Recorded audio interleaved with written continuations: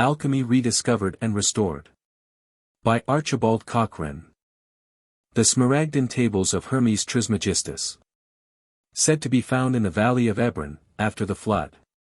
1. I speak not fiction, but what is certain and most true. 2. What is below is like that which is above, and what is above is like that which is below for performing the miracle of one thing.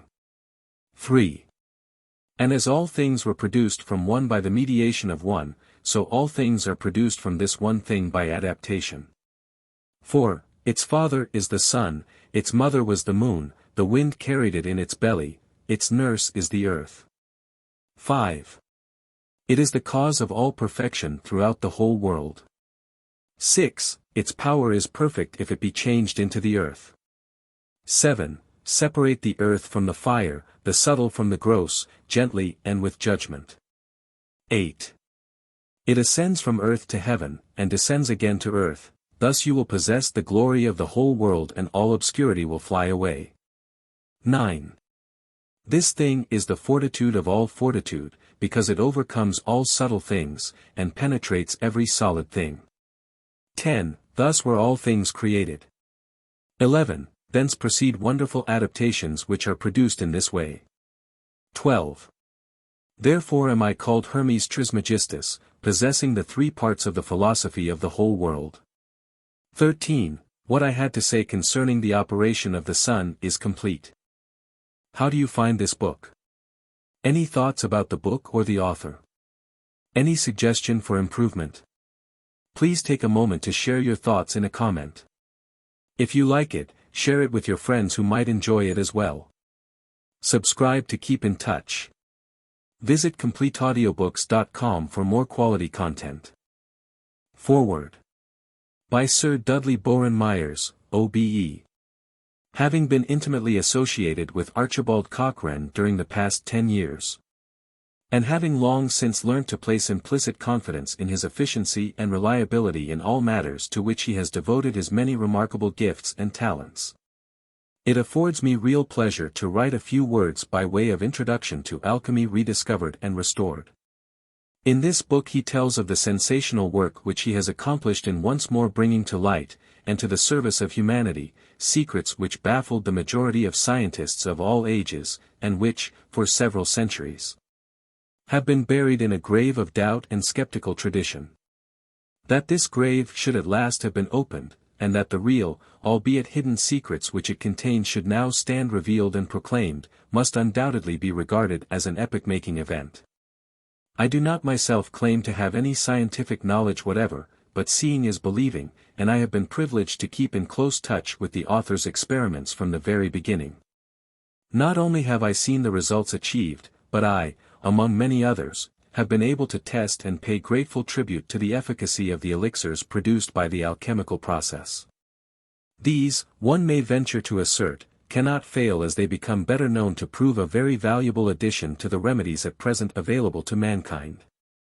There is no question of the claims which are put forward in this book being taken on trust. On the contrary, they are open to the fullest examination. The proofs are there and they can safely be left to speak for themselves, in the light of the outcome of any investigations to which they may be subjected. Seeing the far-reaching importance of the author's researches and discoveries, it is necessary that some account should be given of his career, and of those qualifications in the wide field of physiology which entitle him to consideration in questions of the treatment of human ailments. After the necessary period of training he was, in 1904, certificated at the National Hospital for Paralysis and Epilepsy as fully qualified for all purposes of massage, remedial exercises, and electrical treatment. From this hospital he passed on to the staff of the Great Northern Central Hospital, where he remained for several years. From 1908 onwards, however, he was able to devote part of his time to the private practice in which he then for the first time established himself in the West End of London. This practice had necessarily to be given up during the war. The years 1915 and 1916 found him in complete charge of all electrical, massage, manipulative, and remedial exercises at the Russian Hospital for British Officers in South Audley Street, London. This hospital, it may be stated, was opened by the Russian nobility resident in London, and was wholly maintained by Russian money. From there he passed on in a similar capacity, 1917 to -18, to the prisoners of war hospital.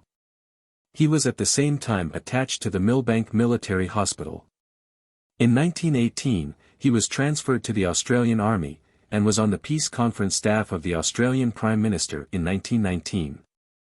Since then, that is to say for the past 20 years, he has been in permanent private practice in the West End of London. For over 20 years he has been a keen student of the sciences of metallurgy, chemistry, and bacteriology. And it will thus be seen that in the claims he now advances in this book he writes with that measure of authority which a life devoted to the alleviation of suffering, and to the effective treatment of human ailments, undoubtedly confers on him. It is given to few men to make such momentous discoveries as have rewarded his persistent work and patience. His work has, indeed, to my knowledge, often been pursued under conditions of great difficulty and disappointment. May what he has accomplished in the interests of science and of the human race bring him the reward which he deserves, the reward of general recognition and appreciation of the results achieved. Dudley B. Myers. 1. Beginnings of Alchemy.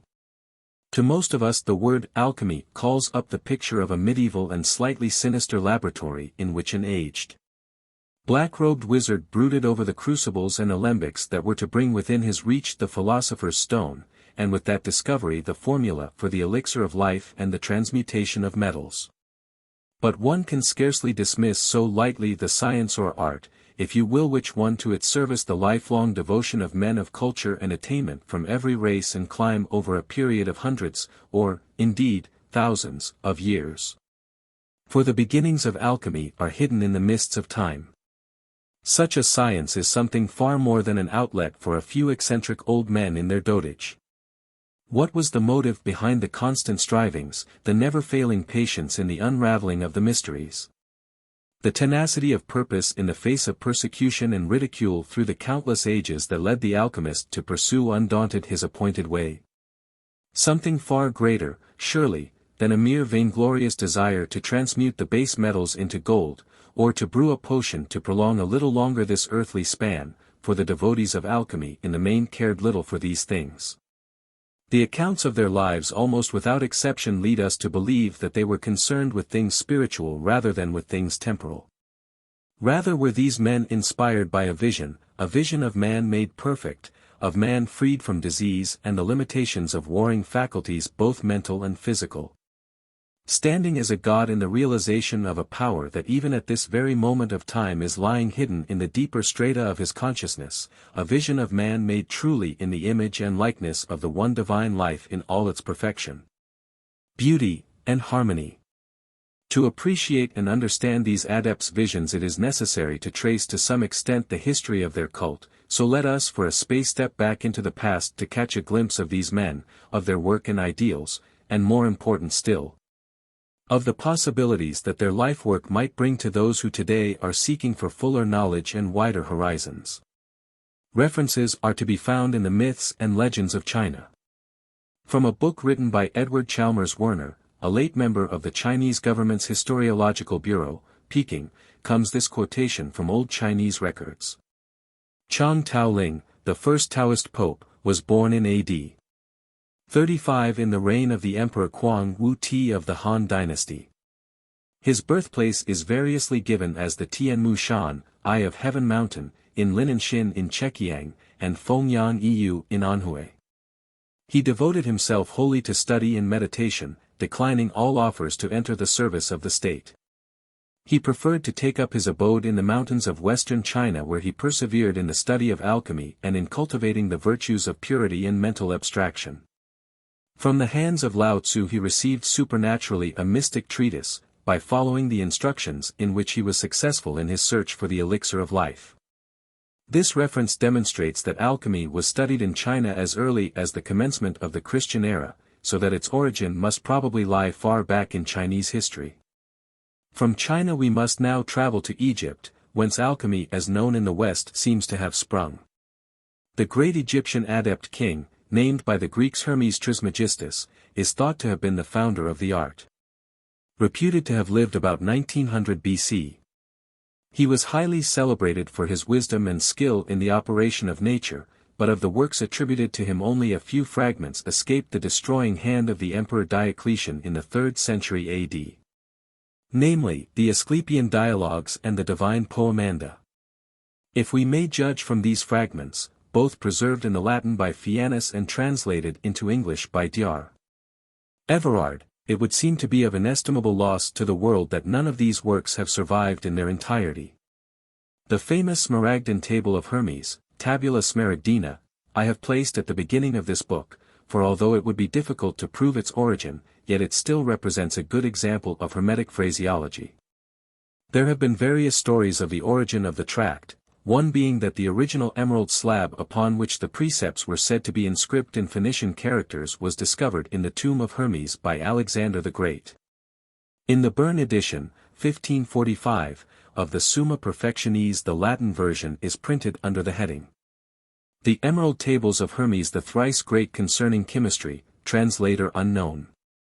The words of the secrets of Hermes which were written on the tablet of emerald found between his hands in a dark cave wherein his body was discovered buried. An Arabic version of the text was discovered in a work ascribed to Jabir, which was probably made about the 9th century.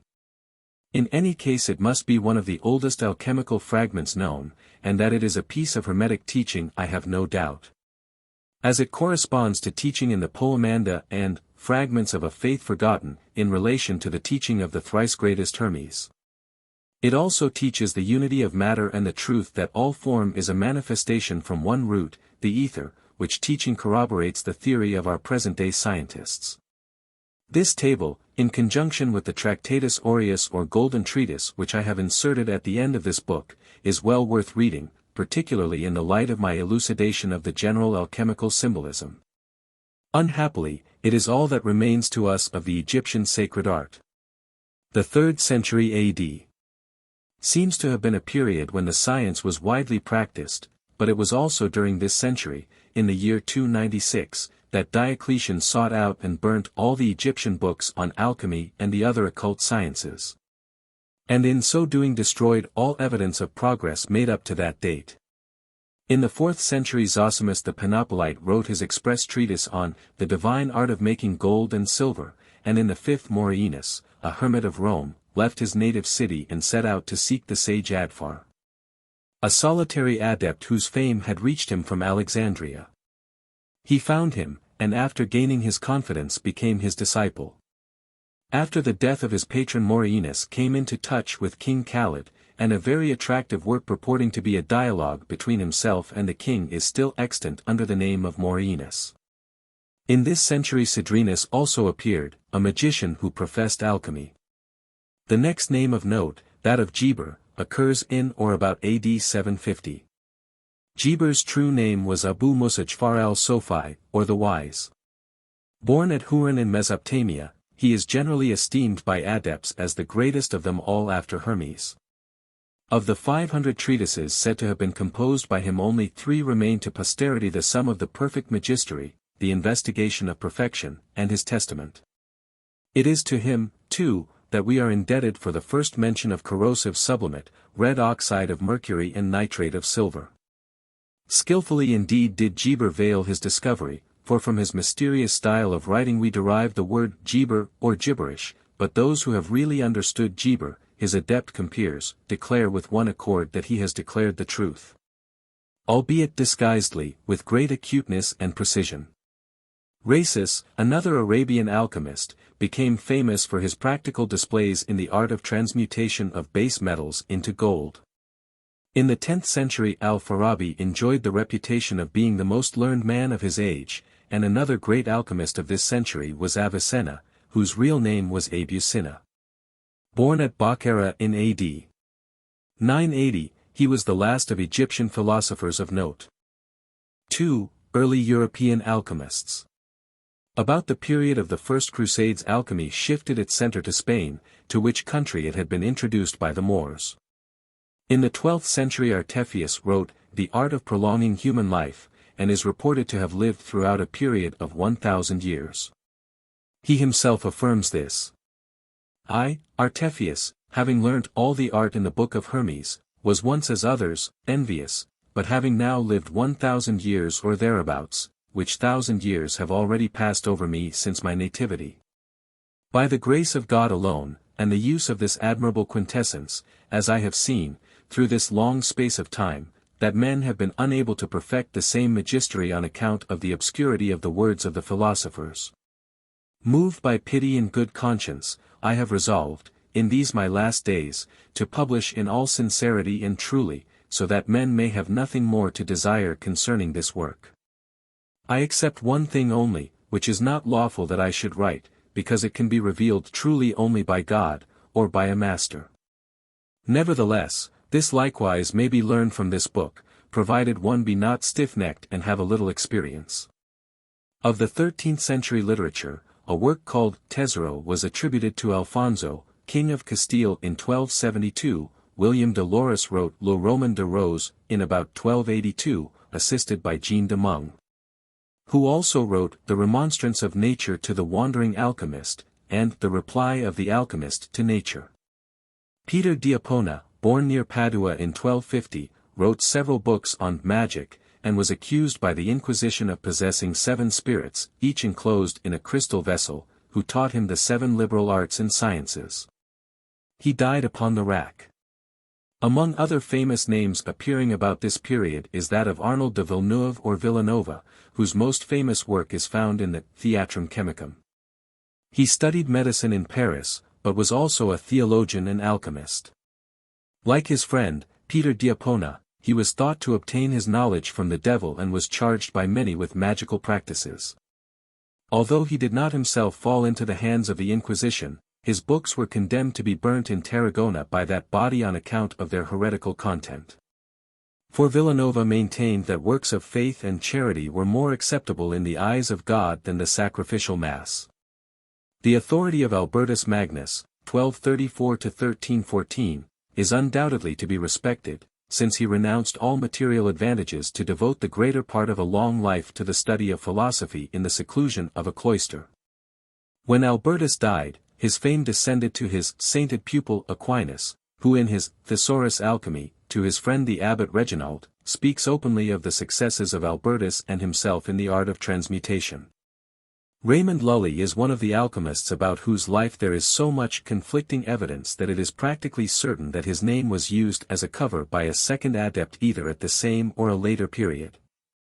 He was probably born in Majorca about 1235 and after a somewhat dissolute youth, he was induced, apparently by the tragic termination of an unsuccessful love affair, to turn his thoughts to religion. He became imbued with a burning desire to spread the gospel among the followers of Muhammad, and to this end devoted years to the study of Mohammedan writings, the better to refute the Moslem teachings. He traveled widely, not only in Europe, but in Africa and Asia, where his religious zeal nearly cost him his life on more than one occasion. He is said to have become acquainted with Arnold de Villanova and the universal science somewhat late in life, when his study of alchemy and the discovery of the philosopher's stone increased his former fame as a zealous Christian. According to one story his reputation eventually reached John Kramer, abbot of Westminster at the time, who after working at alchemy for 30 years, had still failed to achieve his aim, the philosopher's stone. Kramer therefore sought out Lully in Italy, and having gained his confidence, persuaded him to come to England, where he introduced him to Edward II. Lully, being a great champion of Christendom, agreed to transmute base metals into gold on condition that Edward carried on the Crusades with the money. He was given a room in the Tower for his work, and it is estimated that he transmuted £50,000 worth of gold. After a time, however, Edward became avaricious, and to compel Lully to carry on the work of transmutation made him prisoner, although with Kramer's aid he was able to escape from the Tower and return to the continent. Records state that he lived to be 150 years of age and was eventually killed by the Saracens in Asia. At that age he is reputed to have been able to run and jump like a young man. The enormous output of writings attributed to Lully, they total about 486 treatises on a variety of subjects ranging from grammar and rhetoric to medicine and theology, also seems to suggest that the name Lully was merely a pseudonym.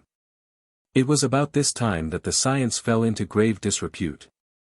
For the alchemists' claim to transmute metals offered great possibilities to any rogue with sufficient plausibility and lack of scruple to exploit the credulity or greed of his fellow men. And there proved to be no lack either of charlatans or victims. Rich merchants and others greedy for gain were induced to entrust to the alleged alchemists gold, silver, and precious stones which they lost in the hope of getting them multiplied. And Acts of Parliament were passed in England and Pope's bulls issued over Christendom to forbid the practice of alchemy on pain of death. Although Pope John XXII is said to have practiced the art himself and to have enriched the public treasury by this means.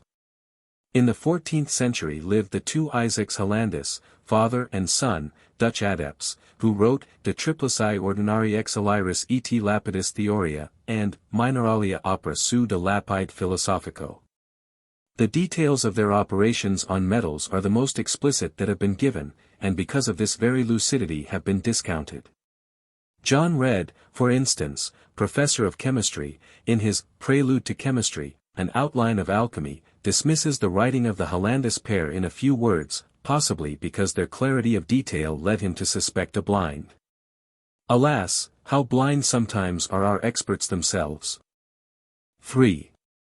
The story of Nicholas Flamel.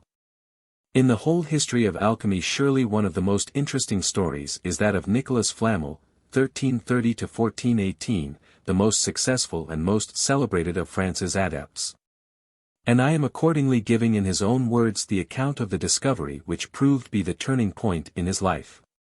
I, Nicholas Flamel, scrivener, living in Paris in the year of our Lord 1399, in the Notary Street, near St. James of the Boucherie, though I learned not much Latin, because of the poverty of my parents who, notwithstanding, were even by those who envy me most accounted honest and good people, yet by the blessing of God I have not wanted an understanding of the books of the philosophers, but learned them and attained to a certain kind of knowledge, even of their hidden secrets. For which cause's sake, there shall not any moment of my life pass wherein, remembering this so vast good, I will not render thanks to this my good and gracious God. After the death of my parents, I Nicholas Flamel, got my living by the art of writing, engrossing and the like, and in the course of time there fell into my hands a gilded book, very old and large, which cost me only 2 florins. It was not made of paper or parchment as other books are, but of admirable rinds, as it seemed to me, of young trees.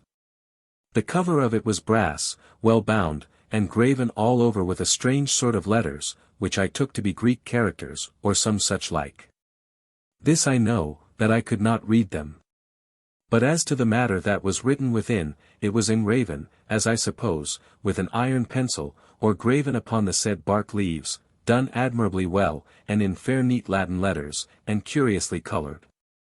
The book contained thrice 7 leaves, so numbered at the top of each folio, every 7th leaf having painted images and figures instead of writing.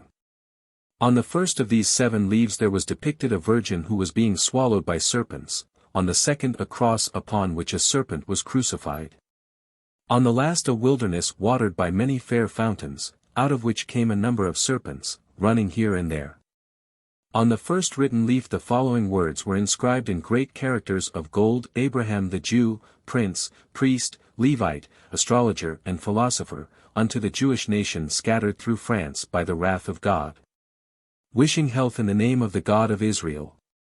Thereafter followed great execrations and maledictions, with the word Maranatha repeated over and over, poured forth against anyone who should glance within, unless he were priest or scribe. The person who sold me this book must have known its value as much and as little as I who bought it. My suspicion is that it was either stolen from the miserable Jews or found hidden somewhere in the old place of their abode.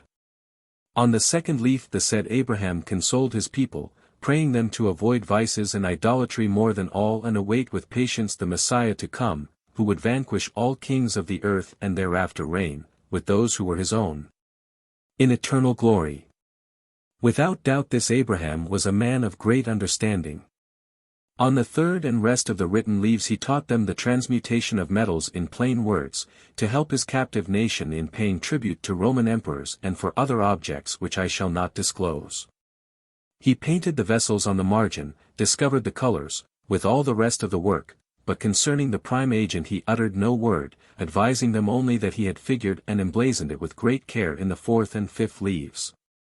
But all his skill notwithstanding, no one could interpret the designs unless he was far advanced in Jewish Kabbalah and well studied in the book of the Philosophers. It follows that the fourth and fifth leaves were also without writing but full of illuminated figures exquisitely designed. On the obverse of the fourth leaf there was shown a young man with winged feet having in his hand a caducean rod, encompassed by two serpents, and with this he strode upon a helmet which covered his head. I took him to represent the Greek god Mercury. Unto him came running and flying with open wings a very old man, having an hourglass set upon his head and a scythe in his hands, like the figure of death, with which scythe he would have struck off the feet of Mercury. On the reverse of the fourth leaf a fair flower was depicted on the summit of a very high mountain, round which the north wind blustered. The plant had a blue stem, white and red flowers, leaves shining like fine gold, while about it the dragons and griffins of the north made their nests and their dwellings. On the obverse side of the fifth leaf there was a rose bush in flowers, in the midst of a fair garden, and growing hard by a hollow oak tree. At the foot bubbled forth a spring of very white water, which ran headlong into the depths below, passing first through the hands of a great concourse of people who were digging up the ground in search of it, save one person only, who paid attention to its weight. On the reverse side appeared a king carrying a great falchion who caused his soldiers to destroy in his presence a multitude of little children, the mothers weeping at the feet of the murderers. The streams of blood were gathered by other soldiers into a great vessel, wherein the sun and moon bathe. Now, seeing that the history appeared to depict the slaughter of the innocents by Herod, and that I learned the main part of the art in this book, it came about that I placed in their cemetery these hieroglyphic symbols of the sacred science. I have now described the content of the first 5 leaves, but I shall say nothing of all that was written in fair and intelligible Latin on the other pages. Lest God should visit me for a greater wickedness than that of him who wished that all mankind had but one head so that he could cut it off at a blow. The precious book being in my possession I did little but study it night and day till I attained a fair understanding of all its processes, knowing nothing, however, respecting the matter of the work. I could therefore make no beginning and the result was that I became very sad and depressed. My wife Peronelle, whom I had married recently and loved as much as myself, was astonished and concerned greatly, endeavoring to comfort me and desiring earnestly to know whether she could not help me in my distress. I was never one who could hold his tongue and not only told her everything but showed her the book itself, for which she conceived the same affection as my own, taking great delight in the beautiful cover, the pictures and inscriptions. All of which she understood as little as I did. There was no small consolation, however, in talking with her about them and in wondering what could be done to discover their meaning. At length I caused the figures on the fourth and fifth leaves to be painted as well as I could and had them put up in my workroom, where I shewed them to many scholars in Paris, but these also could throw no light upon them. I went so far as to tell them that they had been found in a book about the philosopher's stone, but most of them made a mock of it and also of me. An exception however was one named Anselm, a licentiate of medicine and a deep student of the art. He desired earnestly to see my book and would have done anything to have his way in the matter, but I persisted in saying that it was not in my possession, though I gave him a full account of the process described therein.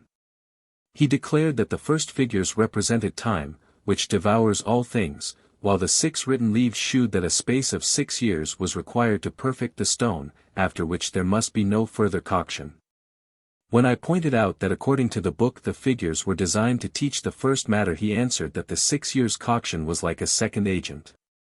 That as regards the first it was certainly shown forth as a white and heavy water, which was doubtless quicksilver. The feet of this substance could not be cut off, meaning that it could not be fixed and so deprived of volatility except by such long decoction in the pure blood of young children. The quicksilver uniting with gold and silver in this blood would change with them, firstly into a herb like that of the fair flower on the reverse of the fourth leaf, secondly by corruption into serpents, which serpents, being dried and digested by fire, would become powder of gold, and of such in truth is the stone. This explanation sent me astray through a labyrinth of innumerable false processes for a period of 21 years, it being always understood that I made no experiments with the blood of children, for that I accounted villainous. Moreover, I found in my book that what the philosophers called blood is the mineral spirit in metals, more especially in gold, silver and quicksilver, to the admixture of which I tended always. The licentiate's interpretation being more subtle than true, my processes never exhibited the proper signs at the times given in the book, so I was ever to begin again. At last, however, having lost all hope of understanding the figures, I made a vow to God and St. James that I would seek their key of some Jewish priest belonging to one of the Spanish synagogues. Thereupon, with the consent of Paronel and carrying a copy of the figures, I assumed a pilgrim's weeds and staff, in the same manner as you see me depicted outside the said arch in the said churchyard where I put up the hieroglyphic figures. As also a procession representing on both sides of the wall and successive colors of the stone which arise and pass off in the work, and the following inscription in French: a procession is pleasing to God when it is done in devotion. These are the first words, or their equivalent, of a tract on the colors of the stone by the King Hercules, entitled Iris, which opens thus: Operis processio multum naturae placet. I quote them for the benefit of scholars, who will understand the allusion. Having donned my pilgrim's weeds, I began to fare on the road, reaching Mountjoy and finally my destination at St. James, where I fulfilled my vow with great devotion. On the return journey I met with a merchant of Boulogne in Lyon, and to him I was indebted for acquaintance with Master Candies, a doctor of great learning who was Jewish by nation but now a Christian. When I shewed him my copy of the figures he was ravished with wonder and joy, and asked with great earnestness whether I could give him news of the book from which they were taken. He spoke in Latin and I answered in the same language that if anyone could decipher the enigma there was good hope of learning its whereabouts. He began at once to decipher the beginning. To shorten this part of the story, he had heard much talk of the work but as of a thing that was utterly lost. I resumed my journey in his company, proceeding from Lyon to Ovidio and thence to Serson, at which port we set sail for France and arrived in due time, after a prosperous voyage. On our way to Paris my companion most truly interpreted the major or part of my figures, in which he found great mysteries, even to the points and pricks. But unhappily when we reached Orleans this learned man fell sick and was afflicted with extreme vomitings, a recurrence of those from which he had suffered at sea. He was continually in fear of my leaving him, and though I was ever at his side he would still be calling me. To my great sorrow he died on the 7th day, and to the best of my ability I saw that he was buried in the Church of Holy Cross at Orleans. There he still lies, and may God keep his soul, seeing that he made a good Christian end. He who would see the manner of my arrival home and the satisfaction of Paronel may look on us both as we are painted on the door of the chapel of St. James of the Boucherie hard by my house. We are shown on our knees, myself at the feet of St. James of Spain and she at those of St. John, to whom she prayed so often. By the grace of God and the intercession of the Holy and Blessed Virgin, as also of the saints just mentioned, I had gained that which I desired, being a knowledge of the first matter, but not as yet of its initial preparation. A thing of all else most difficult in the world. In the end, however, I attained this also, after errors innumerable through the space of some 3 years, during which I did nothing but study and work as you will see me depicted outside the arch at the chapel of St. James and St. John, ever praying to God rosary in hand, engrossed in a book, pondering the words of the philosophers and proving various operations suggested by their study. The fact of my success was revealed to me by the strong odor, and thereafter I accomplished the mastery with ease. Indeed, I could scarcely miss the work had I wished, given a knowledge of the prime agents, their preparation and following my book to the letter. On the first occasion projection was made upon mercury, of which I transmuted a £0.5 or thereabouts into pure silver, better than that of the mine, as I and others proved by assaying several times. This was done on a certain Monday, the 17th day of January 1392, Paronel only being present. Thereafter, still following word for word the directions of my book, about 5 o'clock in the evening of the 25th day of the following April I made projection of the red stone on the same amount of mercury, still at my own house. Peronel and no other with me, and it was duly transmuted into the same quantity of pure gold, much better than that of the ordinary metal, softer and more pliable. I speak in all truth. I have made it 3 times, with the aid of Peronel, for she helped me in all my operations and understood the subject as well as myself. She could have done it alone without doubt, had she desired, and would have brought it to the same term. The first occasion gave me all that I needed, but I took great delight in contemplating the wonderful works of nature within the vessels. And to signify that I made 3 transmutations, you have only to look at the arch and the 3 furnaces depicted thereupon, answering to those which served in our operations. For a considerable time I was in no little anxiety lest Peronel should prove unable to conceal her happiness and should let fall some words among her kinsfolk concerning our great treasure. I judged of her joy by my own, and great joy, like great sorrow, is apt to diminish caution. But the Most High God in His goodness had not only granted me the blessing of the stone, He had given me a chaste and prudent wife, herself endowed with reason, qualified to act reasonably, and more discreet and secret than other women are for the most part. Above all, she was very devout, and having no expectations of children, for we were now advanced in years, she began like myself to think of God and to occupy herself with works of mercy. Before I wrote this commentary, which was towards the end of the year 1413, after the passing of my faithful companion, whom I shall lament all the days of my life, she and I had already founded and endowed 14 hospitals, had built 3 chapels and provided 7 churches with substantial gifts and revenues, as well as restoring their cemeteries. Nicholas Flamel died eventually in 1415 at the age of 116 years. Some evidence of his house, dating from 1407, is still to be seen in the building of 51, Rue de Montmorency in Paris, and in the Musée de Cluny there is an inscribed tablet from his tomb in the old church of Saint Jacques la Boucherie, now demolished. This tablet, which is quite unique, had an interesting and somewhat checkered career. Lost for many years, after the demolition of St. Jacques la Boucherie in 1717, it was eventually found in a shop in the Rue de Aureus, where the owner, a greengrocer and herbalist, had been using the smooth marble back as a chopping block for his herbs. The tablet itself measures 58 by 45 centimeters, and is 4 centimeters thick. At the top is a carved representation of Christ, Saint Peter, and St. Paul, and the inscription records that Nicholas Flamel, formerly a scrivener, left certain moneys and properties for religious and charitable purposes, including gifts to churches and hospitals in Paris. I have retailed this account of Flamel's experiences in full, as it seems to me to be of no mean interest, despite the fact that certain authorities have doubted its veracity. My own feeling about it is that the history is a true one. That the Book of Abraham the Jew to which Flamel refers is evidently an allegorical writing of the whole process, and that the corresponding pictures are, to anyone versed in alchemical language, representative of the different phases of the work. Some writers and critics, certainly, have held these allegories up to ridicule as the outpourings of religious visionaries, but here I think they demonstrate their ignorance of the whole process.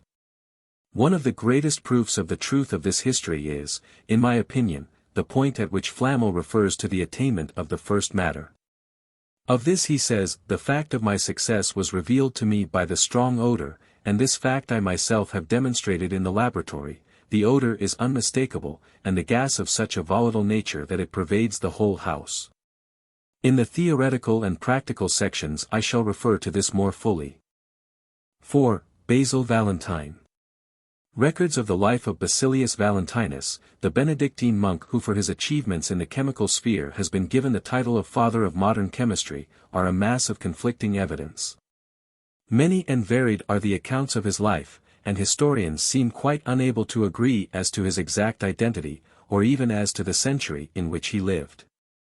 It is generally believed, however, that 1394 was the year of his birth, and that he did actually join the Benedictine Brotherhood, eventually becoming canon of the Priory of St. Peter at Erfurt, near Strasbourg, although even these facts cannot be proved. Whatever his identity, Basil Valentine was undoubtedly a great chemist, and the originator of many chemical preparations of the first importance. Amongst these are The preparation of spirit of salt, or hydrochloric acid from marine salt and oil of vitriol, sulfuric acid. The extraction of copper from its pyrites, sulfur, by transforming it firstly into copper sulfate. And then plunging a bar of iron in the watery dissolution of this product, the method of producing sulpho-ether by the distillation of a mixture of spirit of wine and oil of vitriol, the method of obtaining brandy by the distillation of wine and beer. Rectifying the distillation on carbonate of potassium. In his writings he has placed on record many valuable facts, and whether Basil Valentine is the correct name of the author or an assumed one matters little, since it detracts nothing from the value of his works, or the caliber of his practical experiments.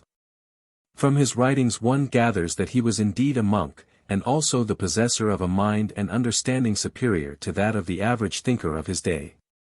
The ultimate intent and aim of his studies was undoubtedly to prove that perfect health in the human body is attainable, and that the perfection of all metallic substance is also possible. He believed that the physician should regard his calling in the nature of a sacred trust, and was appalled by the ignorance of the medical faculty of the day whose members pursued their appointed way in smug complacency, showing little concern for the fate of their patients once they had prescribed their pet panacea. The following quotation from Basil Valentine's Triumphal Chariot of Antimony is from the Latin version published at Amsterdam in 1685, and translated into English and published by James Eliot and Company, Falcon Court, Fleet Street, E.C., in 1893. This quality of doctor, he writes, cannot prepare his own medicines, such as they are, but must leave that work to another. He does not even know the color of the remedies which he prescribes. He has not the slightest idea whether they are white or black, red or gray, blue or yellow, or whether the medicament is hot, cold, dry, or humid. He only knows one thing, that he has found the name of that medicine in his books, and pluming himself on the antiquity of his hoary knowledge, he claims the right of prior possession. Here again I am tempted to cry woe upon these foolish doctors whose consciences are seared with a hot iron, who do not care in the least for their patients, and will be called to a terrible account for their criminal folly on the day of judgment. Then they will behold him whom they have pierced by neglecting their neighbor's welfare, while pocketing his money, and will see at last that they ought to have labored night and day, in order to acquire greater skill in the healing of disease. Instead of this they complacently go on trusting to chance, prescribing the first medicine they happen to find in their books, and leaving the patient and the disease to fight it out as best they can. They do not even trouble to inquire in what way the medicines they prescribe are prepared.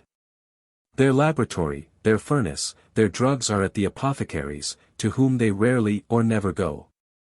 They inscribe upon a sheet of paper, under the magic word recipe, the names of certain medicines, whereupon the apothecary's assistant takes his mortar and pounds out of the wretched patient whatever health may still be left in him. Change these evil times, O God! Cut down these trees, lest they grow up to the sky. Overthrow these overweening giants, lest they pile mountain upon mountain and attempt to storm heaven. Protect the conscientious few who quietly strive to discover the mysteries of thy creation. I will ask all my brothers in our monastery to unite with me in earnest prayer, by day and by night, that God may enlighten the ignorance of these pseudo-doctors, that they may understand the virtues which he has implanted in created things, and may learn also that they can become manifest and operative only by means of that preparation which removes all harmful and poisonous impurities. I trust that God will answer our prayer, and that some of my brothers at least will survive to witness the blessed change which shall then take place on earth, when the thick veil of ignorance shall have been removed from the eyes of our opponents, and their minds shall have been enlightened to find the lost piece of silver.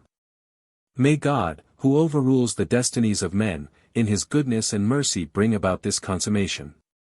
On the subject of the perfection of metallic bodies, as in his reference to the Spagyric Art, the Grand Magistrum, the Universal Medicine, the tinctures to transmute metals and other mysteries of the Alchemist's art, he has completely mystified not only the lay reader, but the learned chemists of his own and later times. In all his works the important key to a laboratory process is apparently omitted.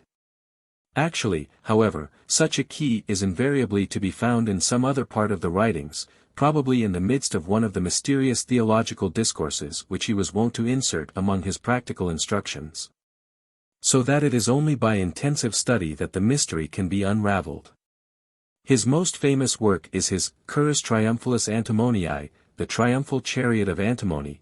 It has been translated into German, French, and English, and has done more to establish his reputation as a chemist than any other.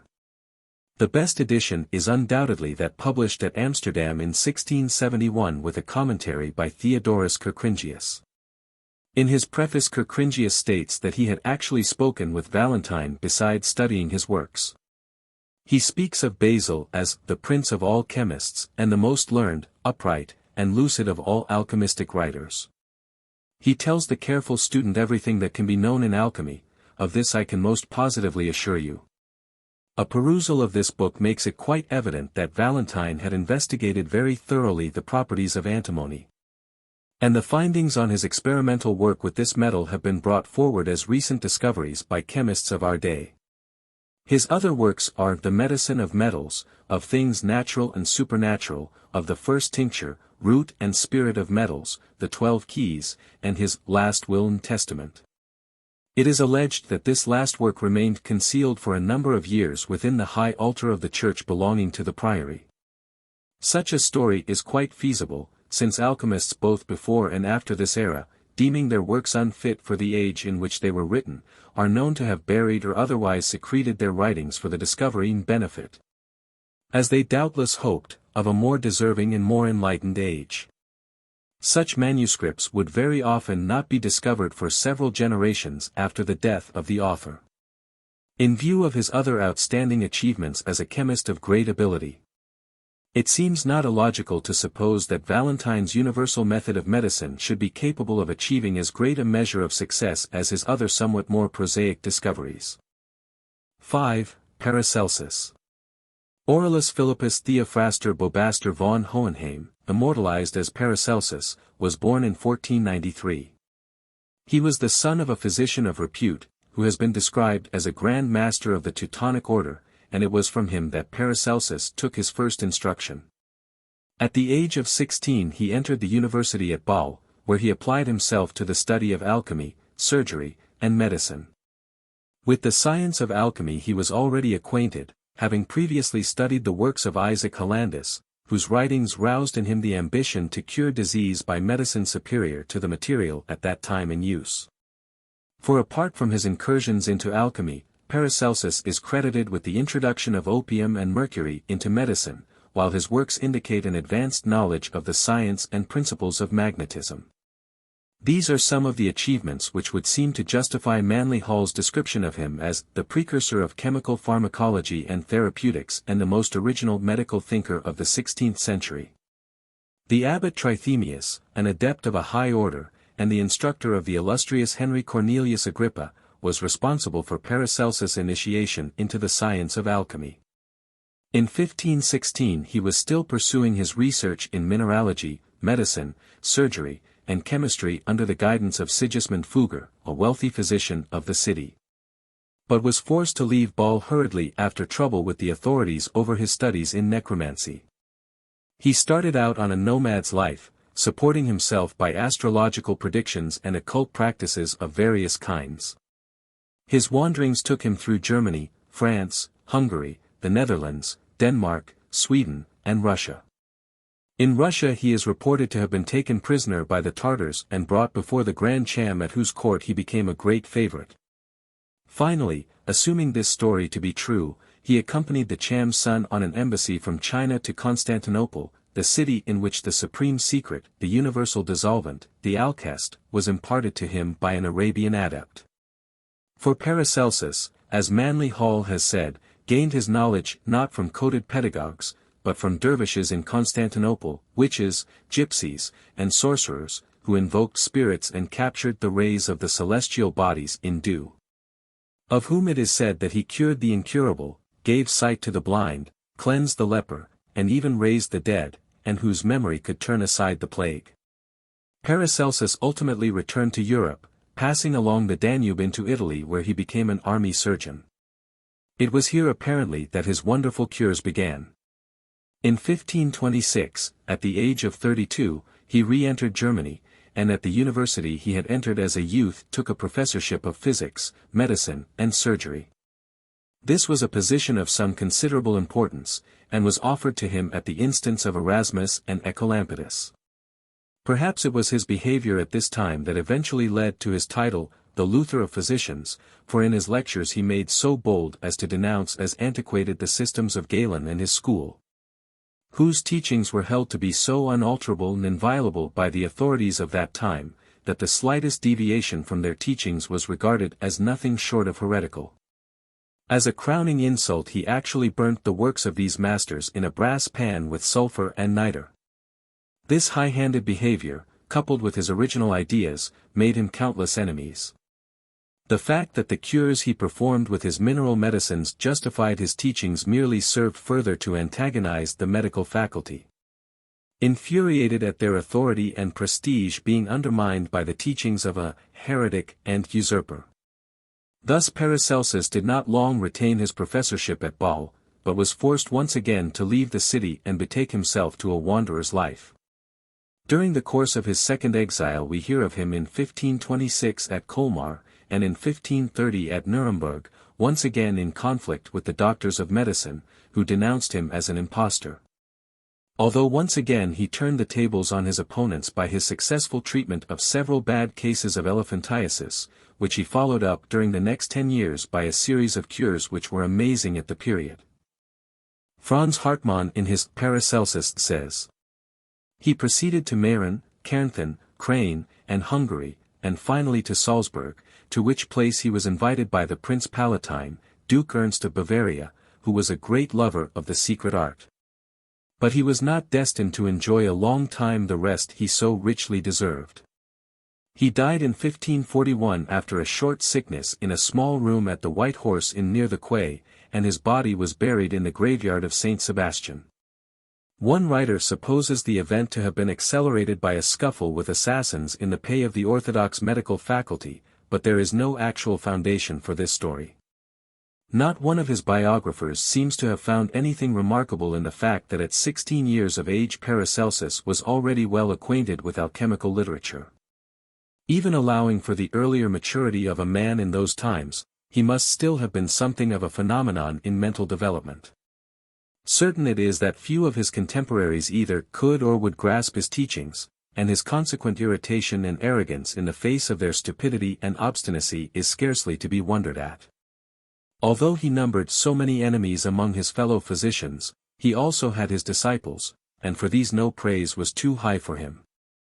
He was worshipped as their noble and beloved monarch, the German Hermes, the philosopher Trismegistus, dear preceptor and king, Theophrastus of blessed memory and immortal fame.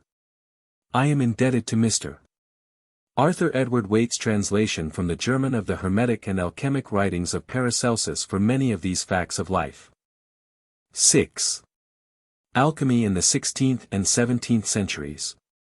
The first man to teach the chemistry of the human body and to declare, as did Paracelsus, that the true purpose of chemistry was the preparation of medicine for the treatment of disease was one Jean-Baptiste van Helmont, a disciple of Paracelsus, sometimes called the Descartes of medicine. In his treatise, De Natura Vitae Aeterni, he writes, I have seen and I have touched the philosopher's stone more than once. The color of it was like saffron in powder, but heavy and shining like pounded glass. I had once given me the fourth of a grain I call a grain that which takes 600 to make an ounce. I made projection with this fourth part of a grain wrapped in paper upon 8 ounces of quicksilver heated in a crucible. The result of the projection was 8 ounces, lacking 11 grains, of the most pure gold. In his early 30s Van Helmont retired to an old castle in Belgium near Brussels and remained there, almost unknown to his neighbors until his death in his 67th year. He never professed to have actually prepared the philosopher's stone, but gained his knowledge from alchemists he contacted during his years of research. Van Helmont also gives particulars of an Irish gentleman named Butler, a prisoner in the castle of Vilvoorde in Flanders, who during his captivity performed strange cures by means of the Hermetic medicine. The news of his cure of a Breton monk, a fellow prisoner suffering from severe erysipelas, by the administration of almond milk in which he had merely dipped the philosopher's stone, brought Van Helmont, accompanied by several noblemen, post haste to the castle to investigate the case. In their presence Butler cured an aged woman of megrim, by dipping the stone into olive oil and then anointing her head. There was also an abbess who had suffered for 18 years with paralyzed fingers and a swollen arm. These disabilities were removed by applying the stone a few times to her tongue. In Lives of the Alchemistical Philosophers, published in 1815, it is stated that prior to the events at Vilverde, Butler attracted some attention by his transmutations in London during the reign of James I. He is said to have gained his knowledge in Arabia and in this way. When a ship in which he had once taken passage was captured by African pirates, Butler was taken prisoner and sold into slavery in Arabia. His Arab master was an alchemical worker with knowledge of the correct processes. Butler assisted him in some of his operations, and when later he was able to make his escape from captivity, he carried off a large portion of the red powder. Denis Saccard in his memoirs gives an interesting account of his pursuit of the philosopher's stone. At the age of 20 he set out to Bordeaux to undertake a college curriculum, and hence to Toulouse for a course of law. In this town he made the acquaintance of some students in possession of a number of alchemical books. It seems that at this time there was a craze for alchemical experiments among the students of Paris and other French towns, and this craze caught Zachary's imagination. His law studies were forsaken and his experiments in alchemy began. On his parents' death, having expended all his money on this new love of his, he returned home and from their estate raised further money to continue his research. For 10 years, according to his own statement, after experiments of all sorts and meetings with countless men with a method to sell, he sat down to study carefully the writings of the philosophers on the subject. And states that it was Raymond Lully's Testament, Codicil, and Epistle addressed to King Robert that gave him the key to the secret. From the study of this book and the Grand Rosary of Arnold de Villeneuve, he formulated a plan entirely different from any he had previously followed. After another 15 months of toil, he says, I beheld with transport the evolution of the 3 successive colors which testify to the true work. It came finally at Eastertide. I made a projection of my divine powder on quicksilver, and in less than an hour it was converted into fine gold. God knows how joyful I was, how I thanked him for this great grace and favor, and prayed for his Holy Spirit to pour yet more light upon me that I might use what I had attained only to his praise and honor. In his one writing entitled Opusculum Chemicum, he gives his own personal narrative and states that the art is the gift of God alone. The methods and possibilities of the transmutation of metals and the tincture as a medicine are also considered. There is also the evidence of John Frederick Helvetius, as testified in 1666. He made claim to be an adept, but received the powder of transmutation from another. He writes, on December 27, 1666, and in the forenoon, there came a certain man to my house who was unto me a complete stranger, but of an honest, grave and authoritative mien, clothed in a simple garb like that of a Mennonite. He was of middle height, his face was long and slightly pockmarked, his hair was black and straight, his chin close-shaven, his age about 43 or 44, and his native place North Holland, so far as I could make out. After we had exchanged salutations, he inquired whether he might have some conversation with me. It was his idea to speak of the pyrotechnic art, as he had read one of my tracts, being that directed against the sympathetic powder of Sir Kenelm Digby, in which I implied a suspicion whether the Great Arcanum of the sages was not after all a gigantic hoax. He took therefore this opportunity of asking if indeed I could not believe that such a grand mystery might exist in the nature of things, being that by which a physician could restore any patient whose vitals were not irreparably destroyed. My answer allowed that such a medicine would be a most desirable acquisition for any doctor and that none might tell how many secrets there may be hidden in nature. But that as for me, though I had read much on the truth of this art, it had never been my fortune to meet with a master of alchemical science. I inquired further whether he was himself a medical man, since he spoke so learnedly about the universal medicine, but he disclaimed my suggestion modestly, describing himself as a brass founder, who had always taken great interest in the extraction of medicines from metals by means of fire. After some further talk the artist Elias for he it was addressed me thus. Seeing that you have read so much in the writings of the alchemists concerning the stone, its substance, color and wonderful effects, may I be allowed to question whether you have yourself prepared it? On my answering him in the negative he took from his bag an ivory box of cunning workmanship in which there were 3 large pieces of a substance resembling glass or pale sulfur and informed me that here was enough of the tincture to produce 20 tons of gold. When I held the treasure in my hands for some 15 minutes listening to an account of its curative properties, I was compelled to return it, not without a certain degree of reluctance. After thanking him for his kindness I asked why it was that his tincture did not display that ruby color which I had been taught to regard as characteristic of the philosopher's stone. He replied that the color made no difference and that the substance was sufficiently mature for all practical purposes. He refused somewhat brusquely my request for a piece of his substance, were it no larger than a coriander seed, adding in a milder tone that he could not do so for all the wealth which I possessed. Not indeed on account of its preciousness but for another reason that it was not lawful to divulge. Indeed, if fire could be destroyed by fire he would cast it rather into the flames. Then after a little consideration he asked whether I could not shew him into a room at the back of the house, where we should be less liable to observation.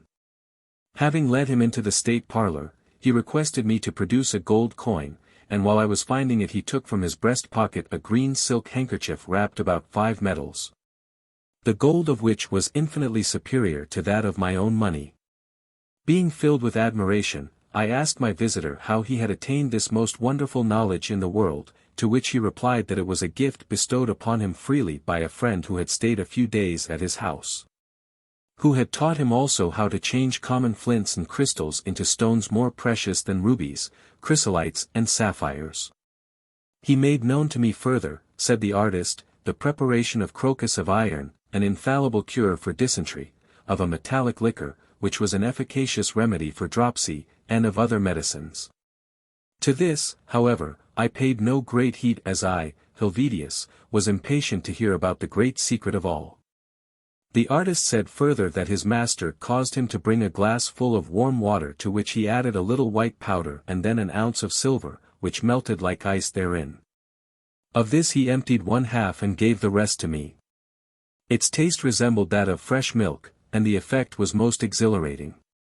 I asked my visitor whether the potion was a preparation of the philosopher's stone, but he replied that I must not be curious.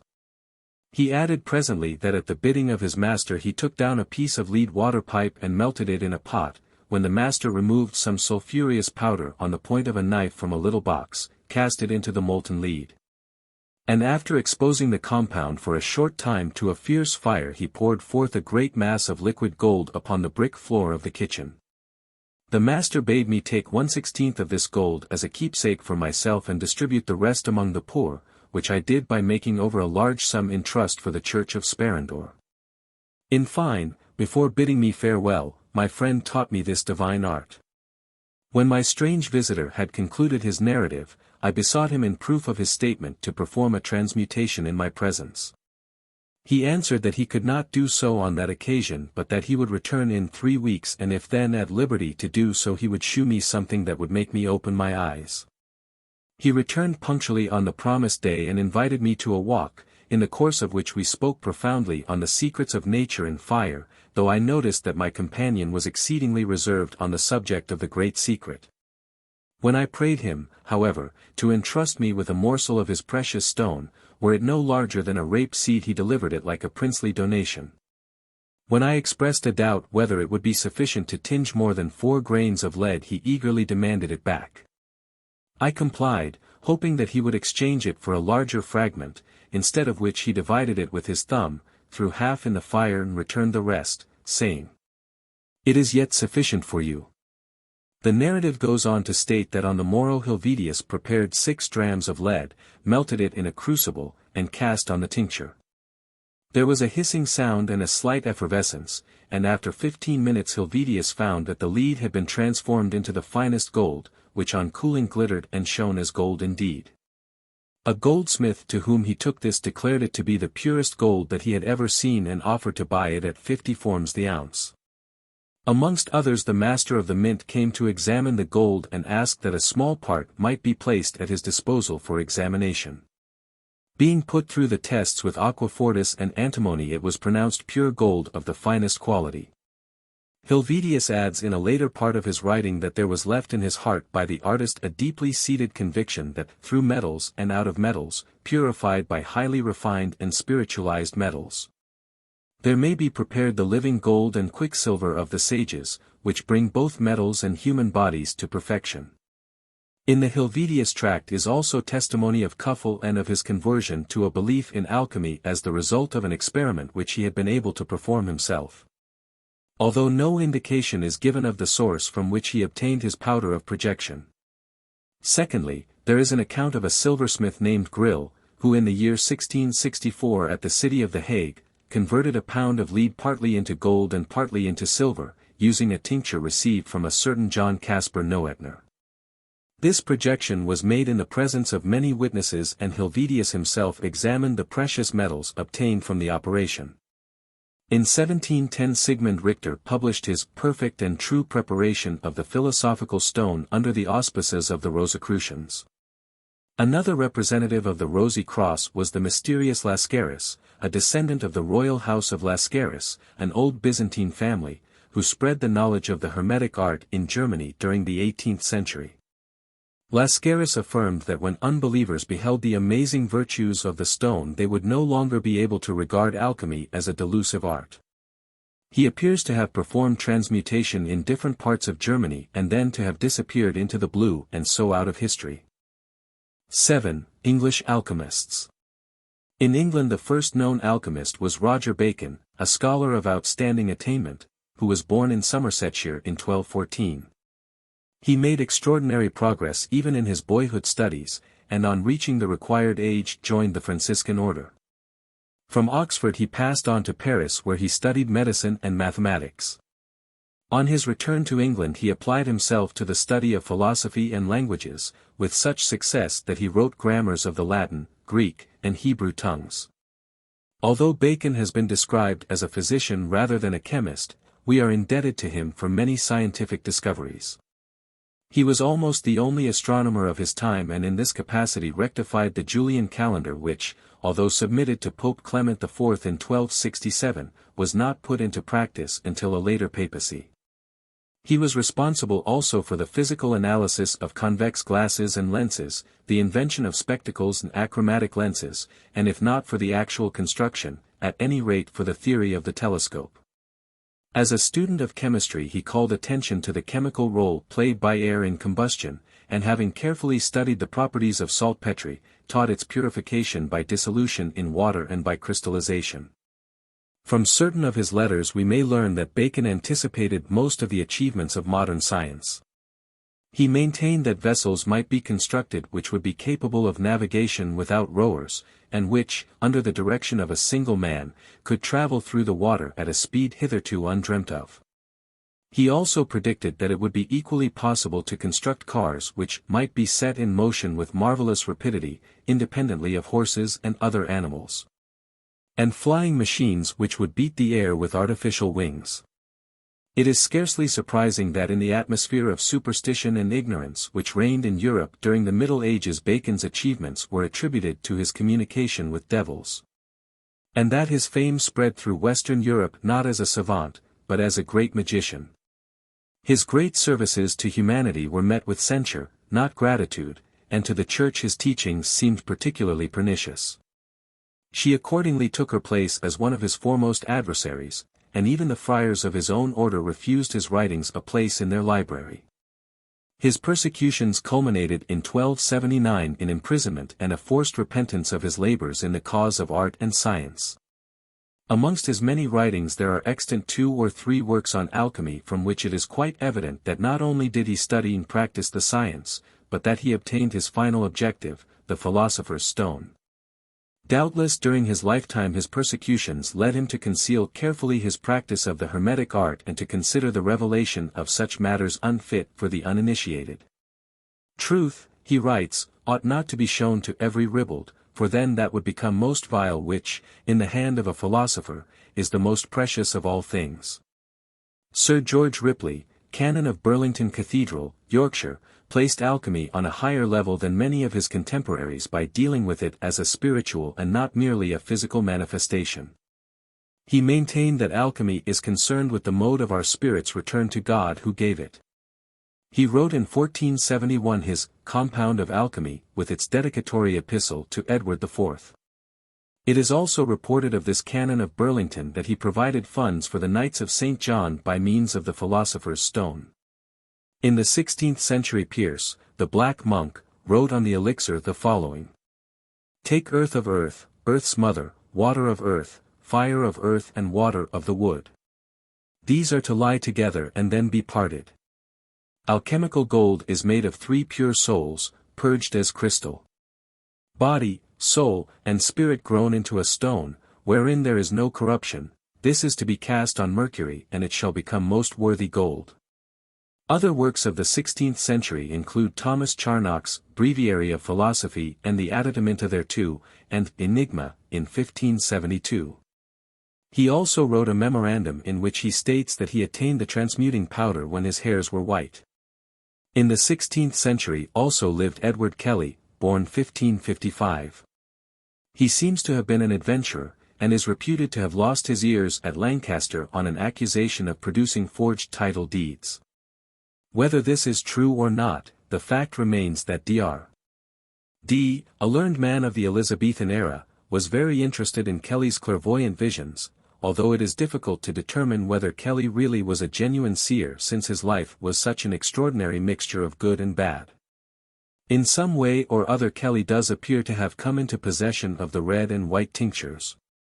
Since Elias Ashmole printed at the end of Theatrum Chemicum Britannicum a tract entitled Sir Edward Kelly's Work and says, "'Tis generally reported that Dr. D and Sir Edward Kelly were so strangely fortunate as to find a very large quantity of the elixir in some part of the ruins of Glastonbury Abbey, which was so incredibly rich in virtue, being 1 upon 272,330, that they lost much in making projection by way of trial before they found out the true height of the medicine.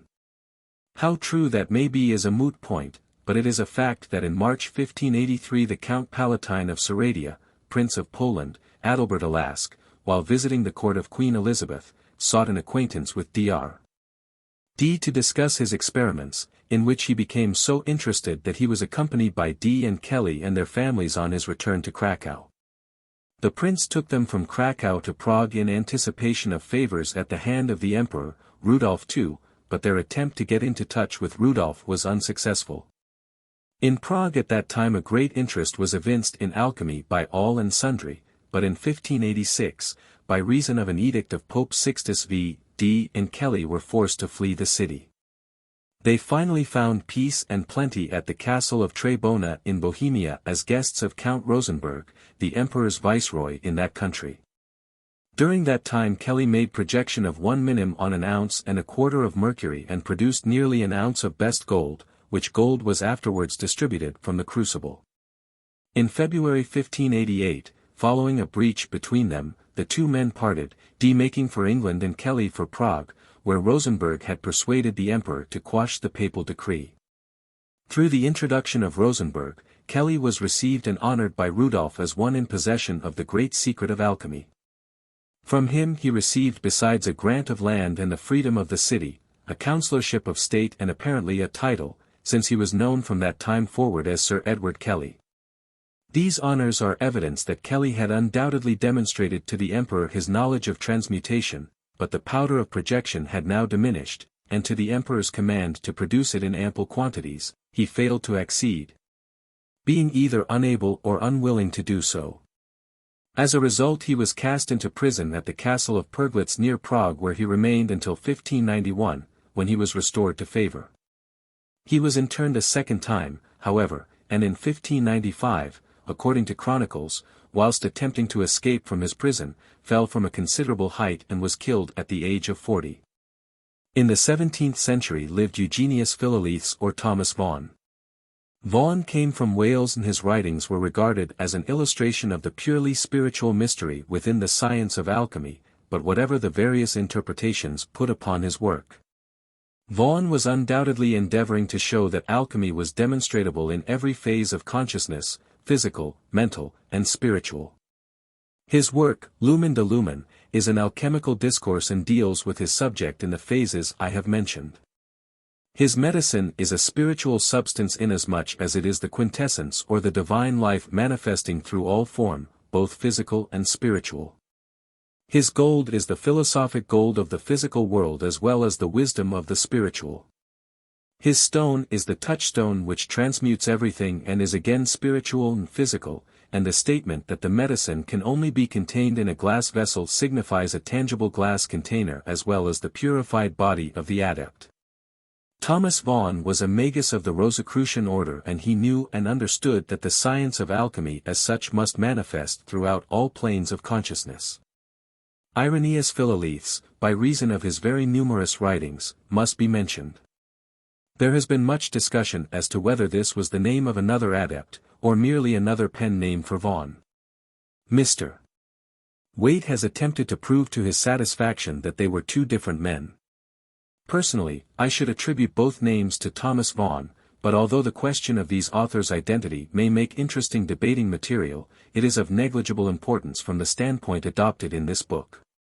In his preface to the open entrance from the Collectanea Chymica, published by William Cooper in 1684, he gives testimony. I being an adept anonymous, a lover of learning, and a philosopher, decreed to write this little treatise of medicinal, chemical and physical secrets in the year of the world's redemption 1645, in the 23rd year of my age, that I may pay my duty to the sons of art, that I might appear to other adepts as their brother and equal. Now therefore I presage that not a few will be enlightened by these my labors.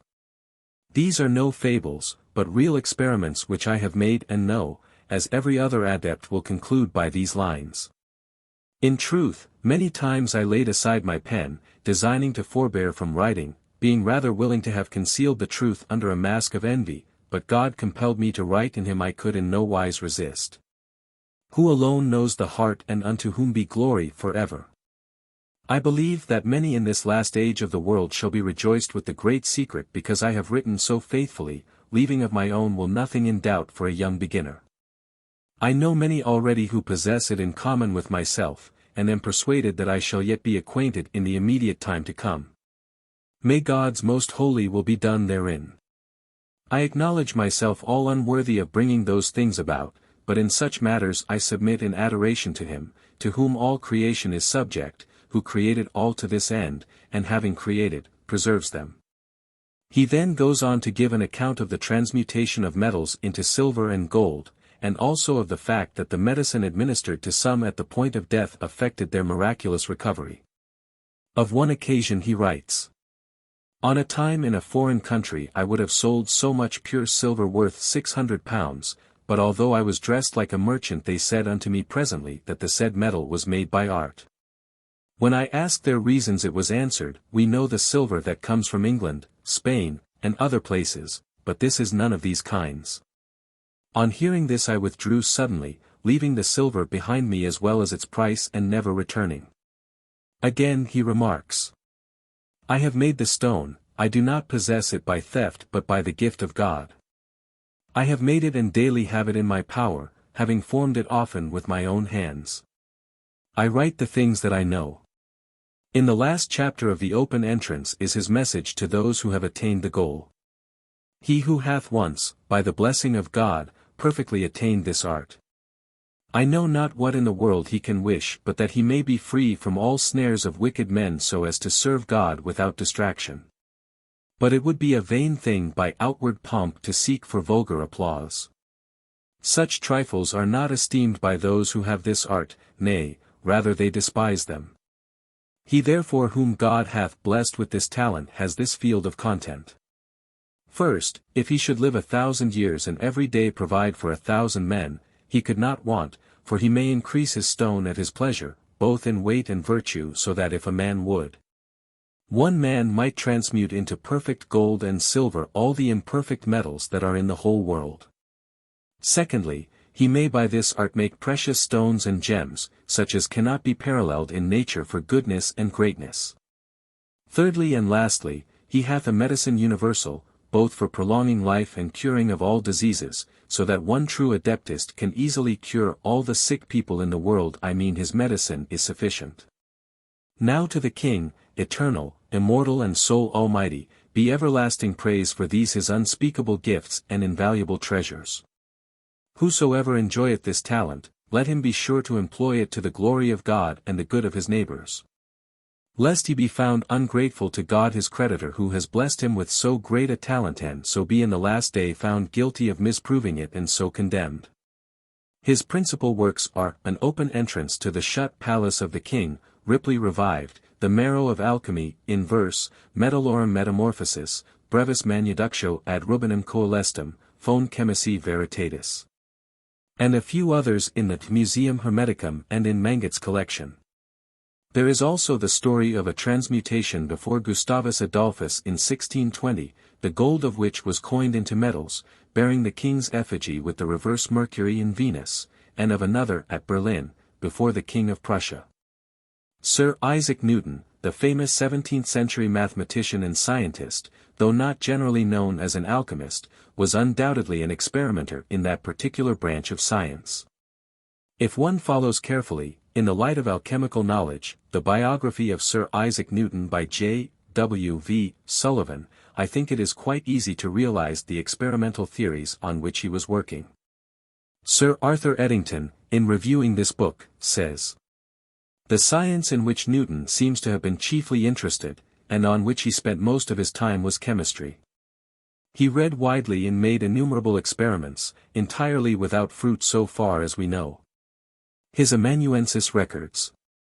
He very rarely went to bed until 2 or 3 of the clock, sometimes not till 5 or 6, lying about 4 or 5 hours, especially at spring or the fall of the leaf. At which time he used to employ about 6 weeks in his laboratory, the fire scarce going out night or day. What his aim might be I was unable to penetrate into. I think the answer to this might certainly be that Newton's experiments were concerned with nothing more or less than alchemy. In the same century Alexander Seton, a Scot, suffered indescribable torments for his knowledge of the art of transmutation. After practicing in his own country he went abroad, where he demonstrated his transmutations before men of good repute and integrity in Holland, Hamburg, Italy, Bâle, Strasbourg, Cologne, and Munich. He was finally summoned to appear before the young Elector of Saxony, to whose court he went somewhat reluctantly. The Elector, on receiving proof of the authenticity of his projections, treated him with distinction, convinced that Seton held the secret of boundless wealth. But Seton refused to initiate the Elector into his secret, and was imprisoned in Dresden. As his imprisonment would not shake his purpose he was put to the torture. He was pierced, racked, beaten, seared with fire and molten lead, but still he held his peace. At length he was left in solitary confinement until his release was finally engineered by the Adepts and Devotees. Even to his friend he refused to reveal the secret until shortly before his death, 2 years after his escape from prison, when he presented Sendivogius with his transmuting powder. 8. The Comte De St. Germain. It is rather remarkable that in the history of alchemy the Comte de St. Germain has not been mentioned. There is no doubt that he was an expert in the art, but of the many stories related about this remarkable man, his achievements in this particular sphere seem to play no part. Saint Germain was a baffling personality. As far as can be ascertained he was the son of Prince Rákóczi of Transylvania, but, in any case, there can be no doubt that he was of noble birth, a man of great culture and refinement. His history as far as it is known is well worth reading, but does not come within the scope of this book, which is solely concerned with his interest in the alchemic art. To those of my readers interested in dietetics, it may be a point of interest that most of his biographers have noted his habits with regard to food. It was diet, he declared, combined with his marvelous elixir, which constituted the true secret of his longevity, for it may be remembered that records of St. Germain's various appearances in Europe extend over a period of 110 years, during which time his appearance never altered. Always he appeared as a well-preserved man of middle age. Madame la Comtesse d'Adhemer, for example, in Souvenirs de Marie Antoinette, gives an excellent description of the Comte, whom Frederick the Great referred to as the man who does not die, and Mrs. Cooper Oakley in her monograph, The Comte de St. Germain, The Secret of Kings, traces him under his various names between the years 1710 and 1822. The Italian adventurer, Jacques de Casanova de Seingault, grudgingly admits that the Comte was an adept of the magical arts and a skilled chemist. Upon his telling St. Germain that he was suffering from an acute disease, the Comte invited Casanova to remain for treatment, saying that he would prepare 15 pills which in 3 days would restore him to perfect health. Of St. Germain's Author Casanova writes, "Then he showed me his magistrum, which he called Author. It was a white liquid contained in a well-stopped phial. He told me that this liquid was the universal spirit of nature and that if the wax of the stopper was pricked ever so slightly, the whole contents would disappear. I begged him to make the experiment. He thereupon gave me the phial and the pin and I myself pricked the wax, when, lo, the phial was empty." Casanova further records an incident in which Saint Germain changed a 12-sou piece into a pure gold coin. There is other evidence that the celebrated Count possessed the alchemical powder by which it is possible to transmute base metals into gold. He actually performed this feat on at least 2 occasions as stated by the writings of contemporaries. The Marquis de Valbel, visiting Saint Germain in his laboratory, found the alchemist busy with his furnaces. He asked the Marquis for a silver 6-franc piece, and covering it with a black substance, exposed it to the heat of a small flame or furnace. M. de Valbel saw the coin change color until it became a bright red. Some minutes after, when it had cooled a little, the adept took it out of the cooling vessel and returned it to the Marquis. The piece was no longer silver but of the purest gold. Transmutation had been complete. The Comtesse d'Adhemer had possession of this coin until 1766, when it was stolen from her secretary. One author tells us that Saint Germain always attributed his knowledge of occult chemistry to his sojourn in Asia. In 1755 he went to the East for the second time, and writing to Count von Lambert he said, "I am indebted for my knowledge of melting jewels to my second journey to India." There are too many authentic cases of metallic transmutations to condemn Saint Germain as a charlatan for such a feat. The Leopold Hoffmann medal, still in the possession of that family, is the most outstanding example of the transmutation of metals ever recorded. 2/3 of this metal was transformed into gold by the monk Wenzel Seiler, leaving the balance silver, which was its original state.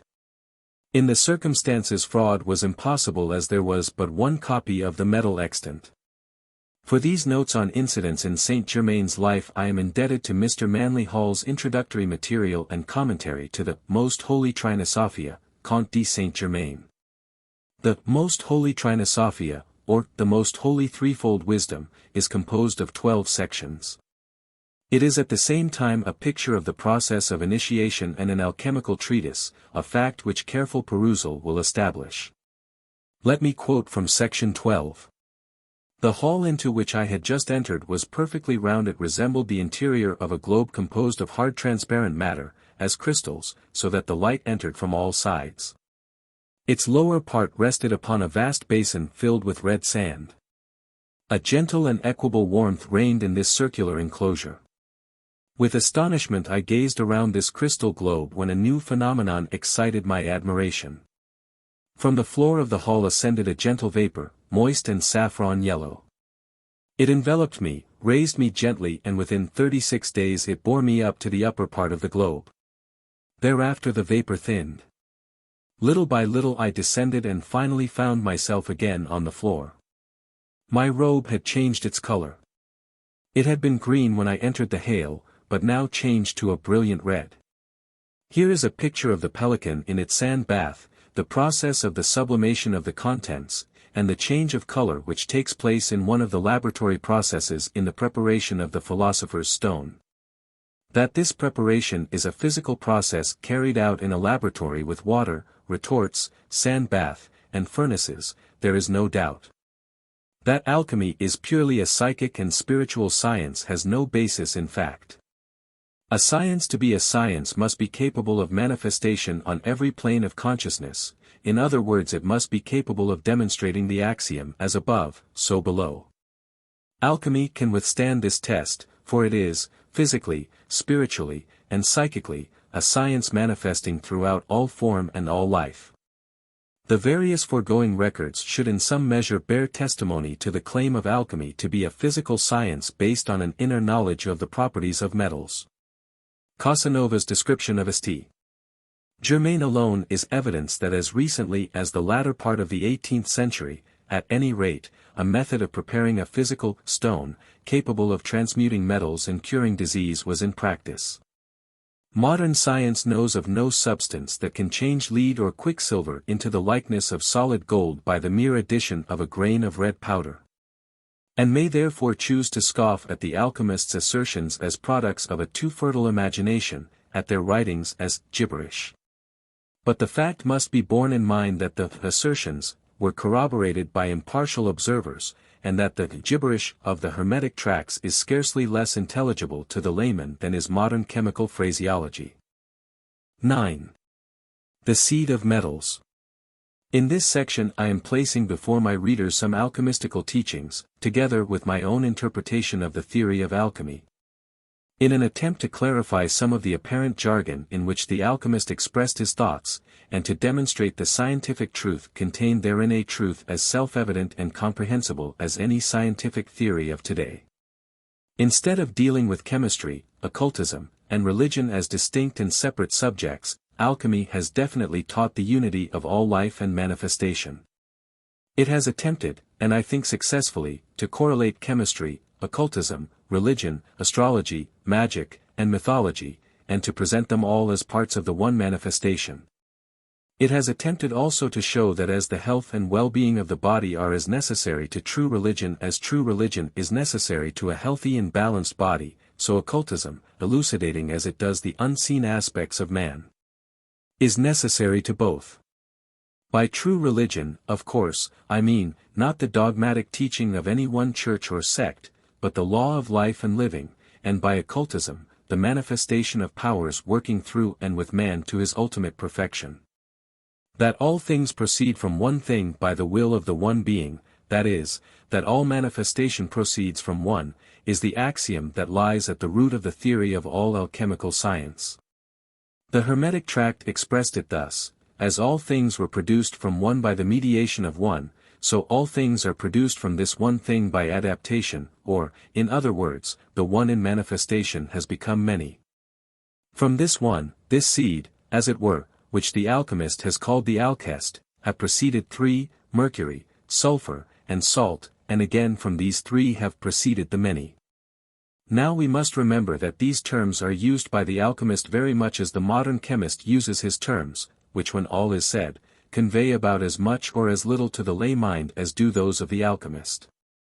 The alchemist's mercury, therefore, must not be confused with the metallic mercury which it resembles neither in texture nor appearance, neither must the sulfur necessarily possess the qualities of sulfur as we know it. But to a student of alchemy these two substances, together with their salt, convey the idea of the spirit, the soul, and the body. As Paracelsus said, it is not, however, the common mercury and the common sulfur which are the matter of metals, but the mercury and the sulfur of the philosophers are incorporated and inborn in perfect metals and in the forms of them. It may perhaps simplify matters a little if I give at this point some of the alchemical terms used. The spirit of mercury, alternatively called the quintessence of the philosophers, aqua vitae, water of paradise, azoth, mercury of the philosophers, has also on account of its extreme volatility been termed the eagle. For unless its container be very efficiently sealed, it rises into the air and is lost. Now, as I have stated in a previous paragraph, when this spirit of mercury or seed of metals is divided, from it issue two, the white mercury in the sulfur, whose oily tincture, being the golden red of the sun, has earned for it the name of the red lion, the sun, according to astrology, being in the constellation of Leo the lion. These two, the white and the red, are looked upon as the female and male principles, the negative and the positive, Lune the mother and Sol the father, or Lune the queen and Sol the king. This idea of the male and female, or positive and negative elements, is as old as time. Take, for example, the following extract from the Chinese, translated by Edward Chalmers Werner. Mu Kung, or Tung Wang Kung, the god of the immortals, was also called I Chun Ming and Yu Huang Chun, the Prince Yu Huang. The primitive vapor congealed, remained inactive for a time, and then produced living beings, beginning with the formation of Mu Kung, the purest substance of the eastern air. And sovereign of the active male principle, Yang, and of all the countries of the east. His palace is in the misty heavens, violet clouds form its dome, blue clouds its walls. Shin Tung, the immortal youth, and Yu Nu, the jade maiden, are his servants. He keeps the register of all the immortals, male and female. Shi Wang Mu was formed of the pure quintessence of the western air, in the legendary continent of Shin Chou. She is often called the golden mother of the tortoise. As Mu Kung, formed of the eastern air, is the active principle of the male air, and sovereign of the eastern air, so Shi Wang Mu, born of the western air, is the passive or female principle, Yin, and sovereign of the western air. These two principles, cooperating, engender heaven and earth and all the beings of the universe, and of the subsistence of all that exists. At this point, too, I should explain that the metals have been recognized as the manifestation of planetary influences and named in accordance. Thus, gold is termed the sun. Silver is termed moon. Mercury is termed Mercury. Tin is termed Jupiter. Iron is termed Mars. Copper is termed Venus. Lead is termed Saturn. According to this teaching, the metal is formed as the result of certain stellar vibrations or waves of energy and consequently carries the characteristic of the planet by which it is influenced. Thus, gold is the manifestation of the perfect metal even as the sun is the manifestation of life on this planet. Silver, the color of white, is the moon, the negative aspect of the sun. Mercury, as the planet Mercury, is of a volatile nature, its surface being in constant movement. Iron is strength and force, Mars being the planet of energy and force. Copper is Venus, closely approaching the color of gold, Venus being the planet of beauty, and of love. Lead is Saturn the tester. Cold, and known in Kabbalistic teachings as the root of metals. Tin is Jupiter, the planet of benevolence and opulence. All metals are in a constant state of progression. By this I mean that gold, the perfect metal, stands at the head, the summit of perfection, as it were, whilst all other metals are on the way towards eventually becoming gold. Thus the alchemist merely does by art what nature does slowly through the years. Species, says Friar Bacon, are not transmuted, but rather their subject matter. It is the subject matter of the metals, the radical moisture of which they are uniformly composed, that the alchemist maintains may be withdrawn by art and transported from inferior forms, being set free by the force of a superior ferment or attraction. Metals have always been recognized by the alchemists as living, breathing substances, each one having as its component parts mercury, sulfur, and salt. The difference in the consistency and characteristics of the metal being due to the proportion of these three principles one to the other. To illustrate this point, let me quote from Basilius Valentinus, one of the greatest alchemists of the 15th century. Therefore the metal of Mars, iron, is found to have the least portion of mercury, but more of sulfur and salt. The reader must moreover know concerning the generation of copper, and observe that it is generated of much sulfur, but its mercury and salt are in an equality. Among all metals gold bath the preeminence because the sidereal and elementary operation hath digested and refined the mercury in this metal the more perfectly to a sufficient ripeness. Good Jupiter, tin, possesses almost the middle or mean place between metals, it being not too hot, nor too cold, nor too warm, nor too moist, it hath no excess of mercury, nor of salt, and it hath the least of sulfur in it. I tell thee that Saturn is generated of little sulfur, little salt, and much unripe gross mercury, which mercury is to be esteemed a froth that floats upon the water in comparison of that mercury which is found in soul, gold. These quotations will illustrate what I intend to convey by my reference to the proportionate relationships of the three substances. To revert to the subject of the seed of metals, from the Speculum of Arnaud de Villeneuve come these words: there is in nature a certain fine essence, which being discovered and brought by art to perfection converts to itself proportionately all imperfect bodies that it touches, so that the first matter of all metals and substances is a fixed something altered by the diversities of place, temperature, etc. This essence has always been recognized by alchemists as the seed of metals. To illustrate my meaning in regard to the seed of the species, I quote the following from Ether and Reality, by Sir Oliver Lodge, Messrs. Hodder and Stoughton. Matter exists not only in the organic forms of solids, liquids, and gases and in the disintegrated forms of electrons and protons, it exists also as the complex molecules known as protoplasm, which for some reason or other has shown itself to be the vehicle of life. Some forms of matter are endowed with or animated by life. This property of animation is a great mystery. We do not know what life is, we only see what it can do. We perceive that it can enter into relation with matter, that it has a character and identity of its own, and that it builds up matter to correspond with or to represent identity. Life can take a variety of forms, and every form is characterized by a certain shape. The life of an oak is transmitted to an oak, the life of an elm to an elm. To every seed his own body. One form of life takes the shape of a bud, another of a fish, another of a quadruped. The varieties of life are innumerable, and are studied in the great science of biology. Consider any piece of matter. Contemplate any solid object. A vase, it may be, or a jewel, or a statue. What is it that holds the atoms together in that particular shape?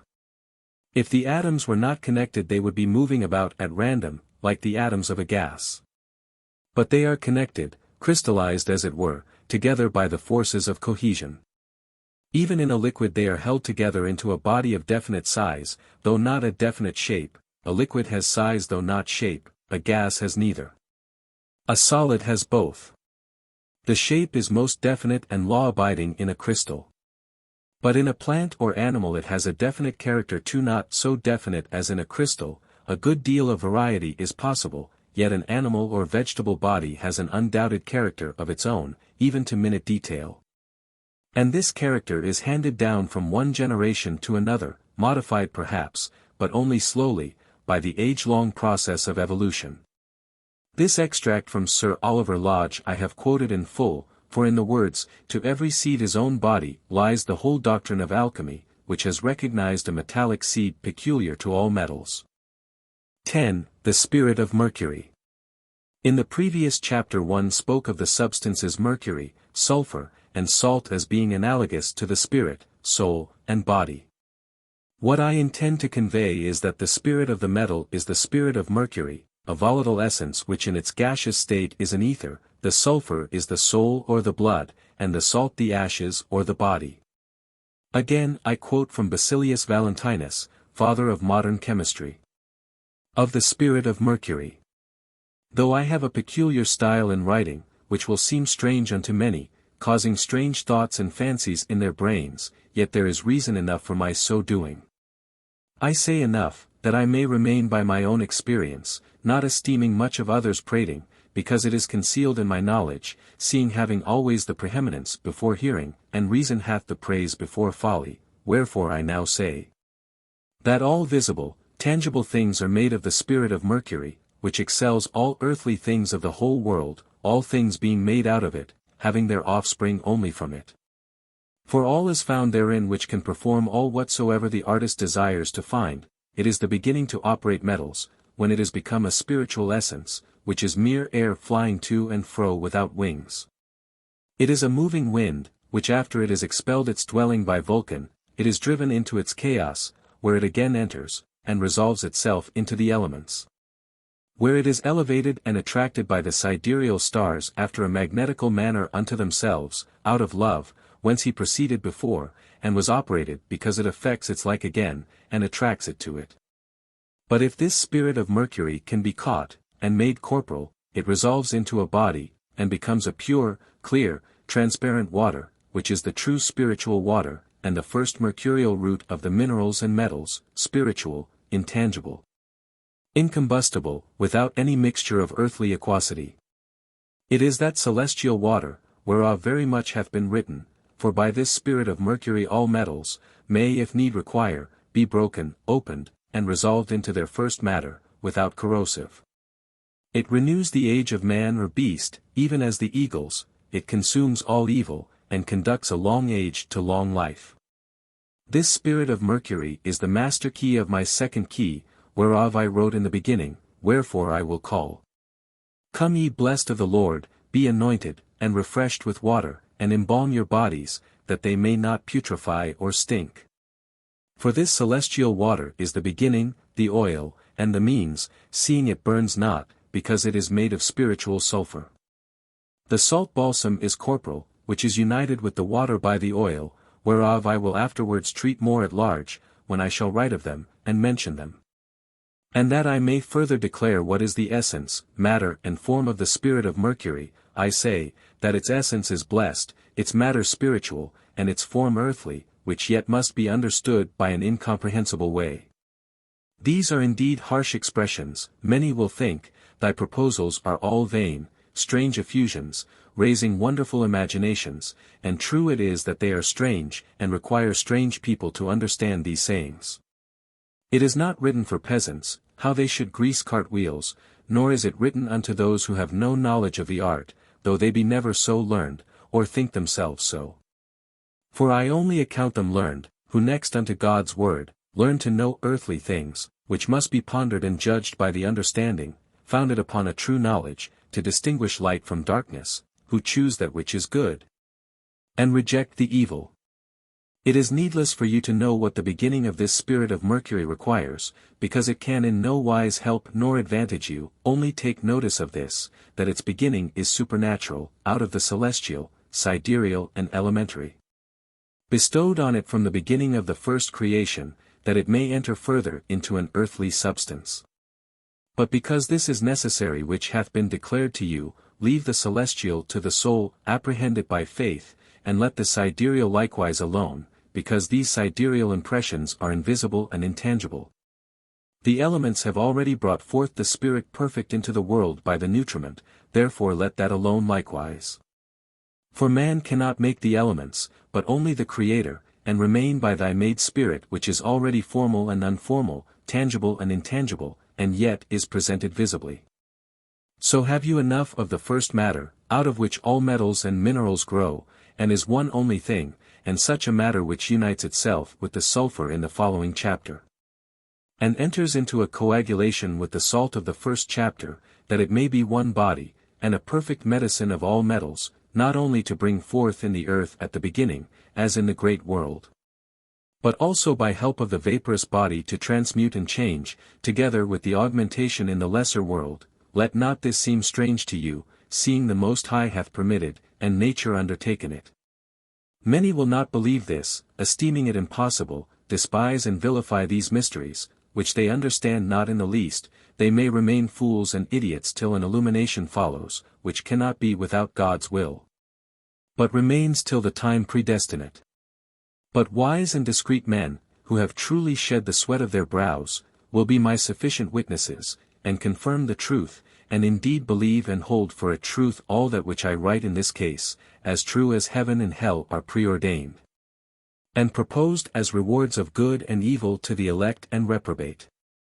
Now I write not only with my hands, but my mind, will and heart constrain me to it. Those who are highly conceited, illuminated, and world-wise, hate, envy, scandalize, defame and persecute this mystery to the utmost rind, or innermost kernel, which hath its beginning out of the center. But I know assuredly, there will come a time, when my marrow is wasted, and my bones dried up, that some will take my part heartily, after I am in the pit, and if God would permit it, they would willingly raise me from the dead, but that cannot be.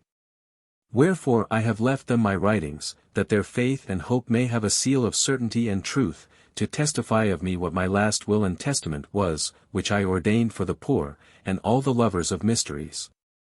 Though it did not behove me to have wrote so much, yet I could not refrain without prejudice to my soul, but to drive a light or flash through a cloud, that the day might be observed, and the dark night, thick and gloomy, rainy weather expelled.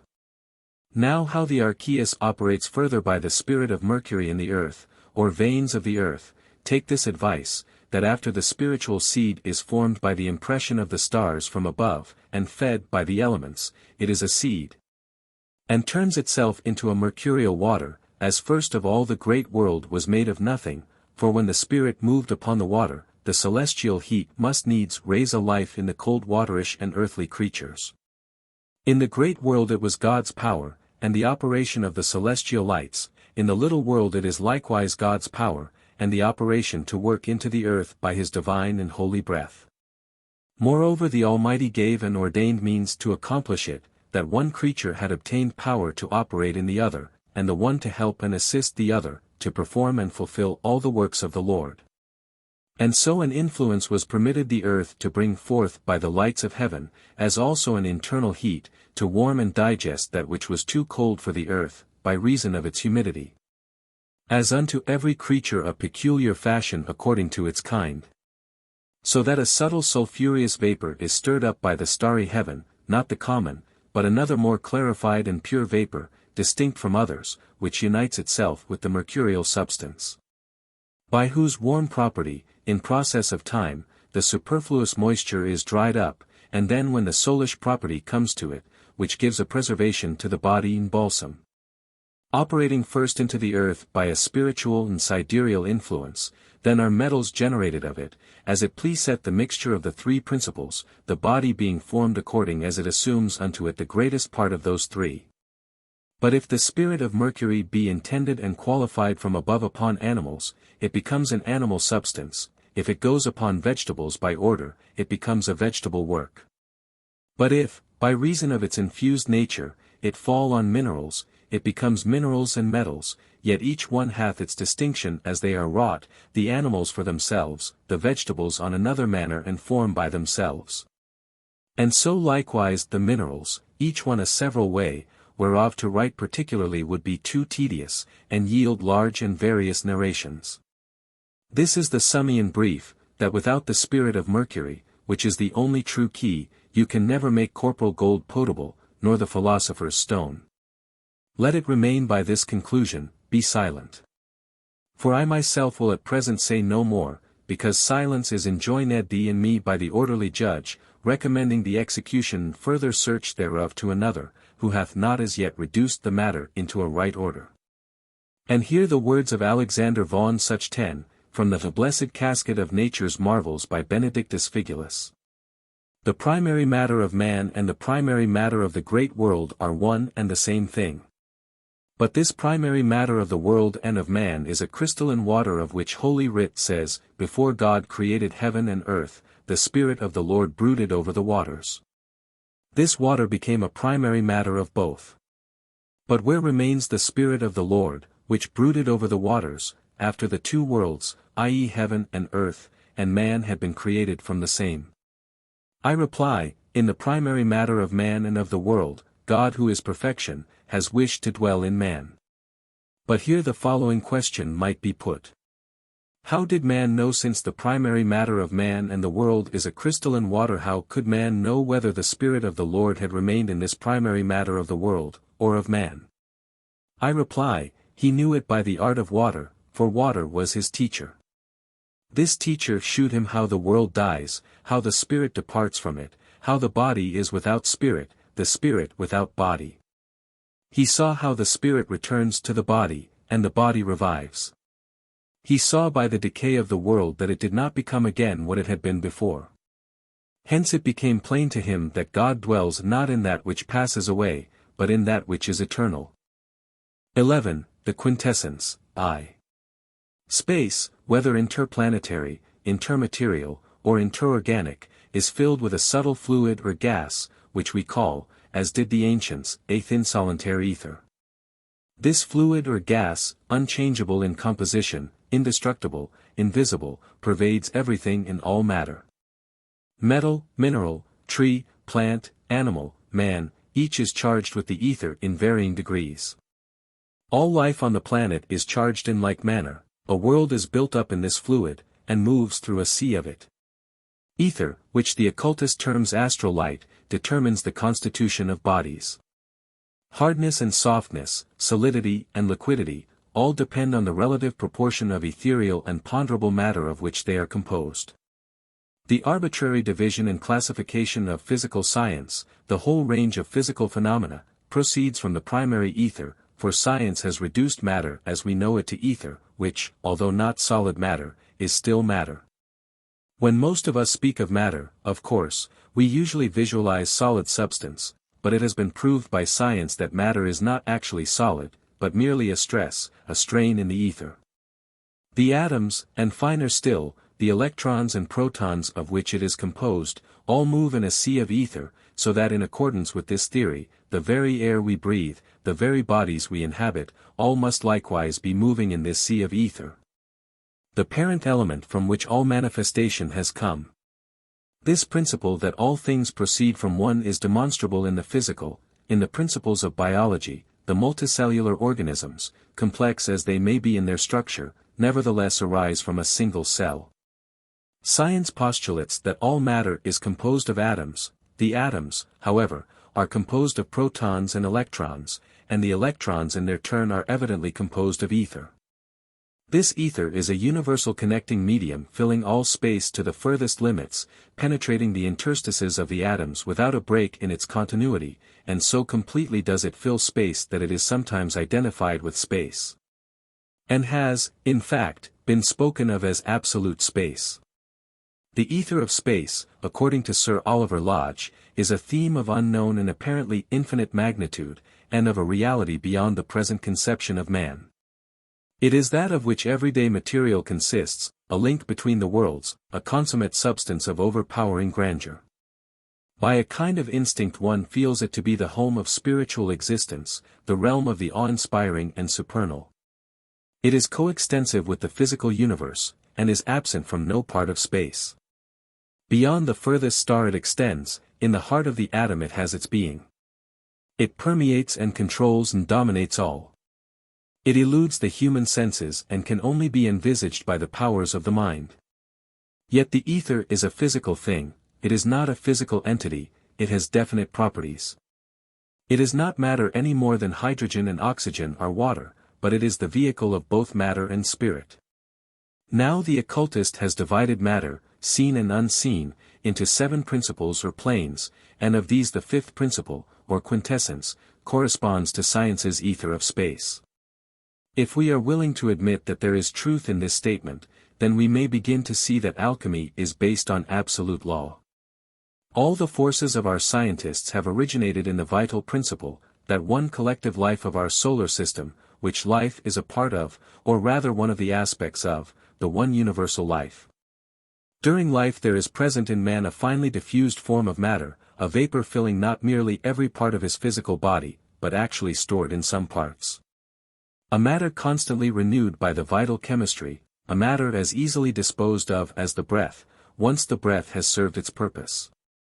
Of this matter Paracelsus wrote, "The archeus is an essence that is equally distributed in all parts of the human body. The spiritus vitae takes its origin from the spiritus mundi. Being an emanation of the latter, it contains the elements of all cosmic influences, and is therefore the cause by which the action of the cosmic forces act upon the body of man. This archeus is of a magnetic nature and is not enclosed in a body but radiates within and around it like a luminous sphere. Alchemy and alchemy alone, within historical period, and in so-called civilized countries, has succeeded in obtaining a real element, or a particle of homogeneous matter, the mysterium magnum of Paracelsus. By his age-old science the alchemist may set free this vital principle in his laboratory, destroy the body of the metal on which he is working, purify its salt, and bring its principles together in a higher form. This process, which is after all but a miniature reproduction of a superior process in operation around us all the time, undoubtedly proceeds from master intelligences who have lived at some time or another on this earth. It is a pity that science must always reject old ideas and cast them away as useless before rediscovering them as something new to be incorporated in its current theories. To discard the alchemists' theories is as intelligent as to dismiss as rubbish Einstein's theory of relativity merely because one does not happen to understand his language. Some of our scientific men have realized this, for F. Hofer in Histoire de l'Alchimie, Paris 1866, remarks, "The systems which confront the intelligence remain basically unchanged through the ages, although they assume different forms. Thus, through mistaking form for basis, one conceives an unfavorable opinion of the sequence. We must remember that there is nothing so disastrous in science as the arrogant dogmatism which despises the past and admires nothing but the present.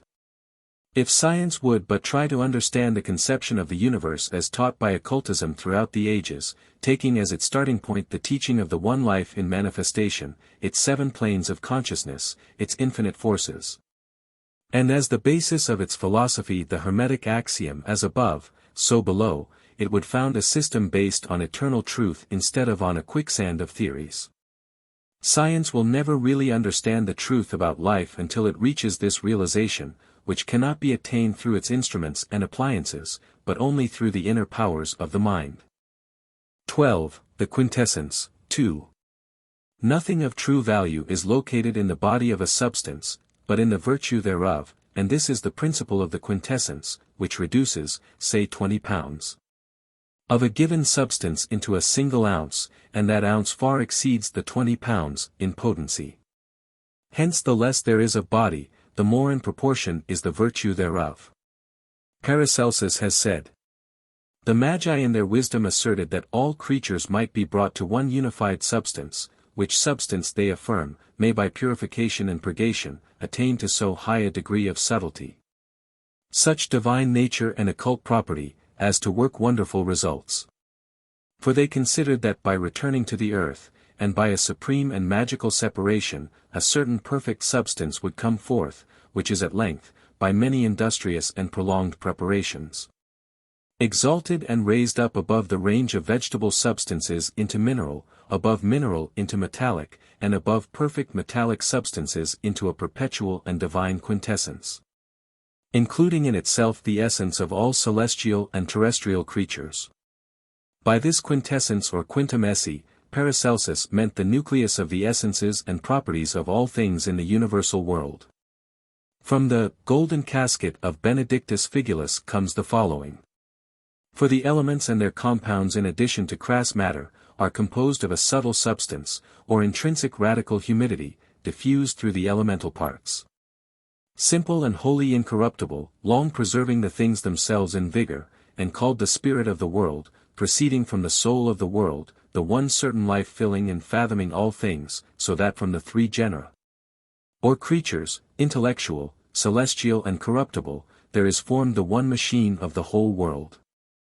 This spirit by its virtue fecundates all subjects natural and artificial, pouring into them those hidden properties which we have been wont to call the 5th essence, or quintessence. But this is the root of life, i.e., the 5th essence, created by the Almighty for the preservation of the 4 qualities of the human body, even as heaven is for the preservation of the universe. Therefore is this 5th essence in spiritual medicine, which is of nature and the heart of heaven, and not of a mortal and corrupt quality, indeed possible. The fount of medicine, the preservation of life, the restoration of health, and in this may be cherished the renewal of lost youth and serene health be found." Turning from the words of the alchemists of the 15th and 16th centuries to those of a 20th century scientist, let me quote from Sir Oliver Lodge's Ether and Reality once again. Apollonius of Tyana is said to have asked the Brahmins of what they supposed the cosmos to be composed.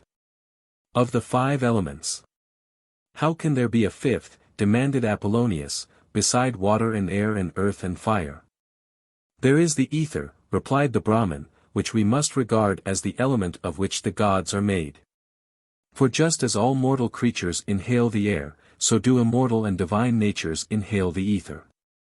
And what you choose to call this unifying something is of no consequence. The ancients sometimes spoke of the ether, possibly as an addition to the usual four elements, and Sir Isaac Newton adopted this term for the connecting medium. The optical medium connects the particles together in a solid or a liquid, and the same medium connects the heavenly bodies together into systems and clusters and constellations and nebulae and Milky Way. All pieces of matter and all particles are connected together by the ether and by nothing else. In it they move freely, and of it they may be composed. We must study the kind of connection between matter and ether. The particles embedded in the ether are not independent of it, they are closely connected with it, it is probable that they are formed out of it, they are not like grains of sand suspended in water. They seem more like minute crystals formed in a mother liquor. Again, speculatively and intuitively we feel to be more in direct touch with the ether than with matter. How we can act on matter is a mystery. How we have constructed and how we move our bodies, we do not know. We are apt to identify ourselves with our bodies. But there is evidence which shows that we are really independent, that we continue in existence, and can leave our bodies behind. Matter is not part of our real being, not of our essential nature, it is but an instrument that we use for a time and then discard. Probably we do not act directly upon matter at all. Our will, our mind, our psychic life, probably act directly upon the ether, and only through it, indirectly, on matter. Ether is our real primary and permanent instrument. It is in connection with the ether that our real being consists. And through it we are able to manipulate the atoms of matter, to move them, to rearrange them. And thus employ them to express our thoughts and feelings and to manifest ourselves to other individual entities who in the long course of evolution have been enabled to construct and employ similar most ingenious, though imperfect, instruments of manifestation. By this means we can become aware of a multitude of existences, the whole animal and vegetable kingdom, of which otherwise we might have remained ignorant. By this means our conceptions of existence have been enlarged and extended, the possibilities of friendship enhanced, the perception of a new realm of law and order attained. And thus is our own nature enriched by the effort and experiences belonging to a new and most interesting, though from our point of view imperfect and rebellious physical mode of existence. And his closing words. It is the primary instrument of mind, the vehicle of soul, the habitation of spirit. Truly it may be called the living garment of God. This comparison between the writings of scientists of different centuries is interesting, since it seems to me that while there may be some difference in actual verbal expression, each man refers to the same principle. 13. The quintessence in daily life. Since it is not possible for everyone to follow its reactions in the laboratory, I am devoting this chapter to the manifestation of the quintessence in everyday life. For it is not merely in the laboratory that this vital principle evinces itself, but through all phases and conditions of existence. Vitamins. First, what of our food? The physicist has found that for a food to be really worthy of that name it must contain a certain vital essence, which he has called the vitamin. Without this vital quality, which I believe to be this same quintessence or divine energy, any type of food whatsoever is just so much dead matter. For instance, expeditions on which the men have subsisted entirely on a diet of tinned food have invariably shown that whilst ingesting the bulk of food necessary for the satisfaction of their hunger, they yet suffered from starvation, since that food was devoid of its vital principle, the quintessence or vitamin. Most of us have read at some time or another of the sufferings of the early navigators who would sail for weeks without sighting land, living the while on dried food. From those islands which could provide anything in the way of fresh meat and fruit they would replenish their miserable stores, and for a time whilst these fresh provisions lasted, the crew would improve in health and vitality. But with the exhaustion of the supply would come depletion of vitality, scurvy, and other trials occasioned by a deficiency diet. Citrus fruits, in particular, were found to be extremely effective for combating scurvy, and British sailors at one time in their history were called limeys by reason of the citrus fruit included in their food quota.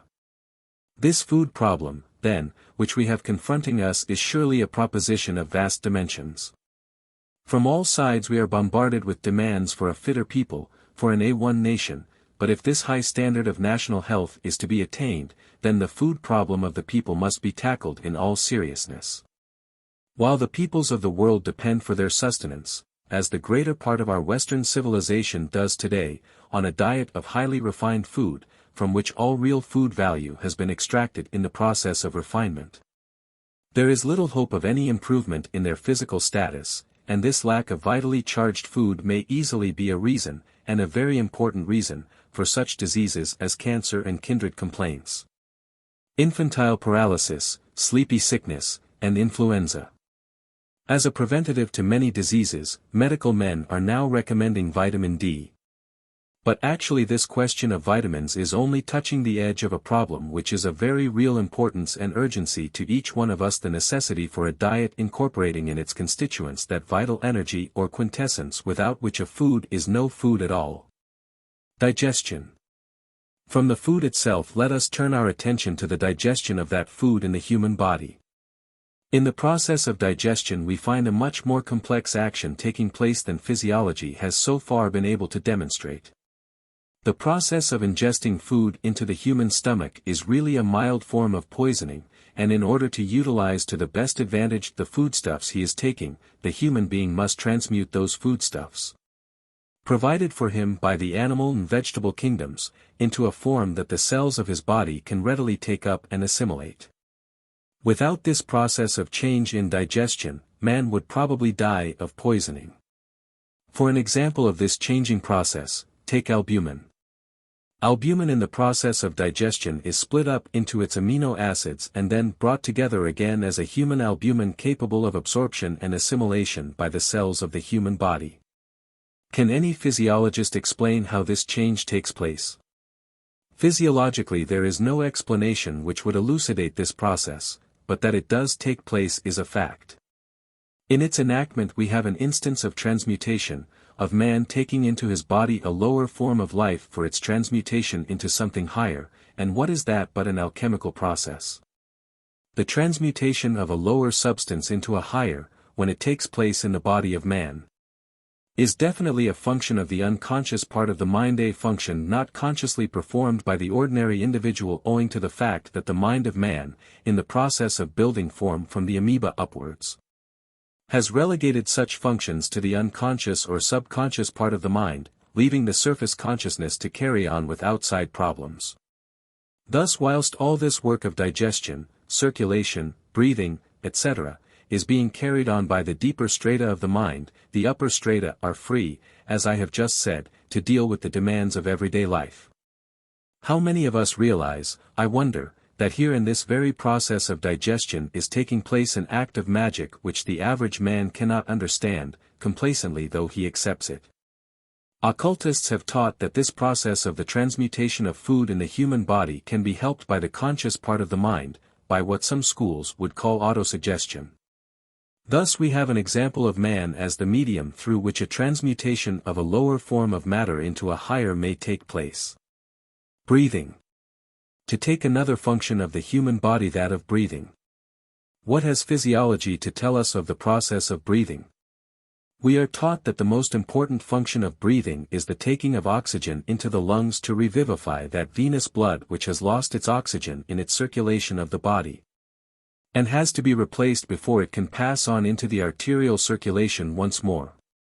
This is one function of breath, but another, which physiology has so far not touched, is the breathing in of the natural electricity or vital principle, the quintessence, in the atmosphere, which the human body uses as nervous energy. Here again the unseen alchemist is at work, engaged in the absorption of the air around him and its transmutation into something higher for the work in his own body. This question of breathing brings another in its train, the question of the heart's action. Is the heart, as physiology states, an instrument for the pumping of blood through the blood vessels of the body? Impossible. It would require a much larger and more powerful organ than the heart to pump blood through some of the tiny blood vessels in the body. The heart is the regulator of the flow, not the pump, the circulation of the body being an electrical process, with the arteries as the positive and the veins as the negative charges. The venous blood being negative is drawn to the lungs which are positive, and they're recharged with the air intaken by the lungs. After receiving its positive charge the blood is repelled from the lungs, since two positive charges repel one another, and flows through the heart to the aorta, the rate of its flow being regulated by the heart's beat. The aorta divides and subdivides throughout the body, giving up its charge to the nervous system, which passage causes the blood once again to become negative and necessitates its return, through the veins, to the lungs for recharging. In these days of knowledge of electricity and magnetism, it is only logical to conclude that these so-called mechanical actions of the organs of the body are electrical. The atom of oxygen is like a sponge that holds a certain amount of etheric force or electricity, the quintessence, each atom enclosing within itself a charge of vital energy. The human body is a chemical laboratory in the so-called atoms of oxygen, hydrogen, nitrogen, etc., contain within themselves charges of vital energy.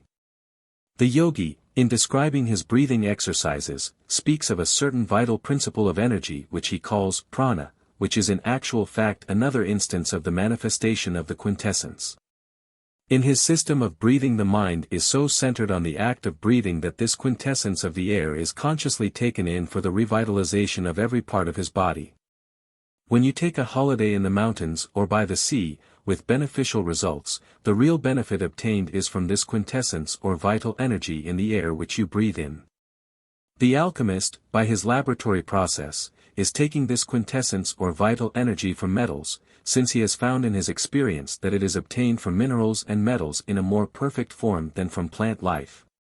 The minerals being of the first manifestation. 14.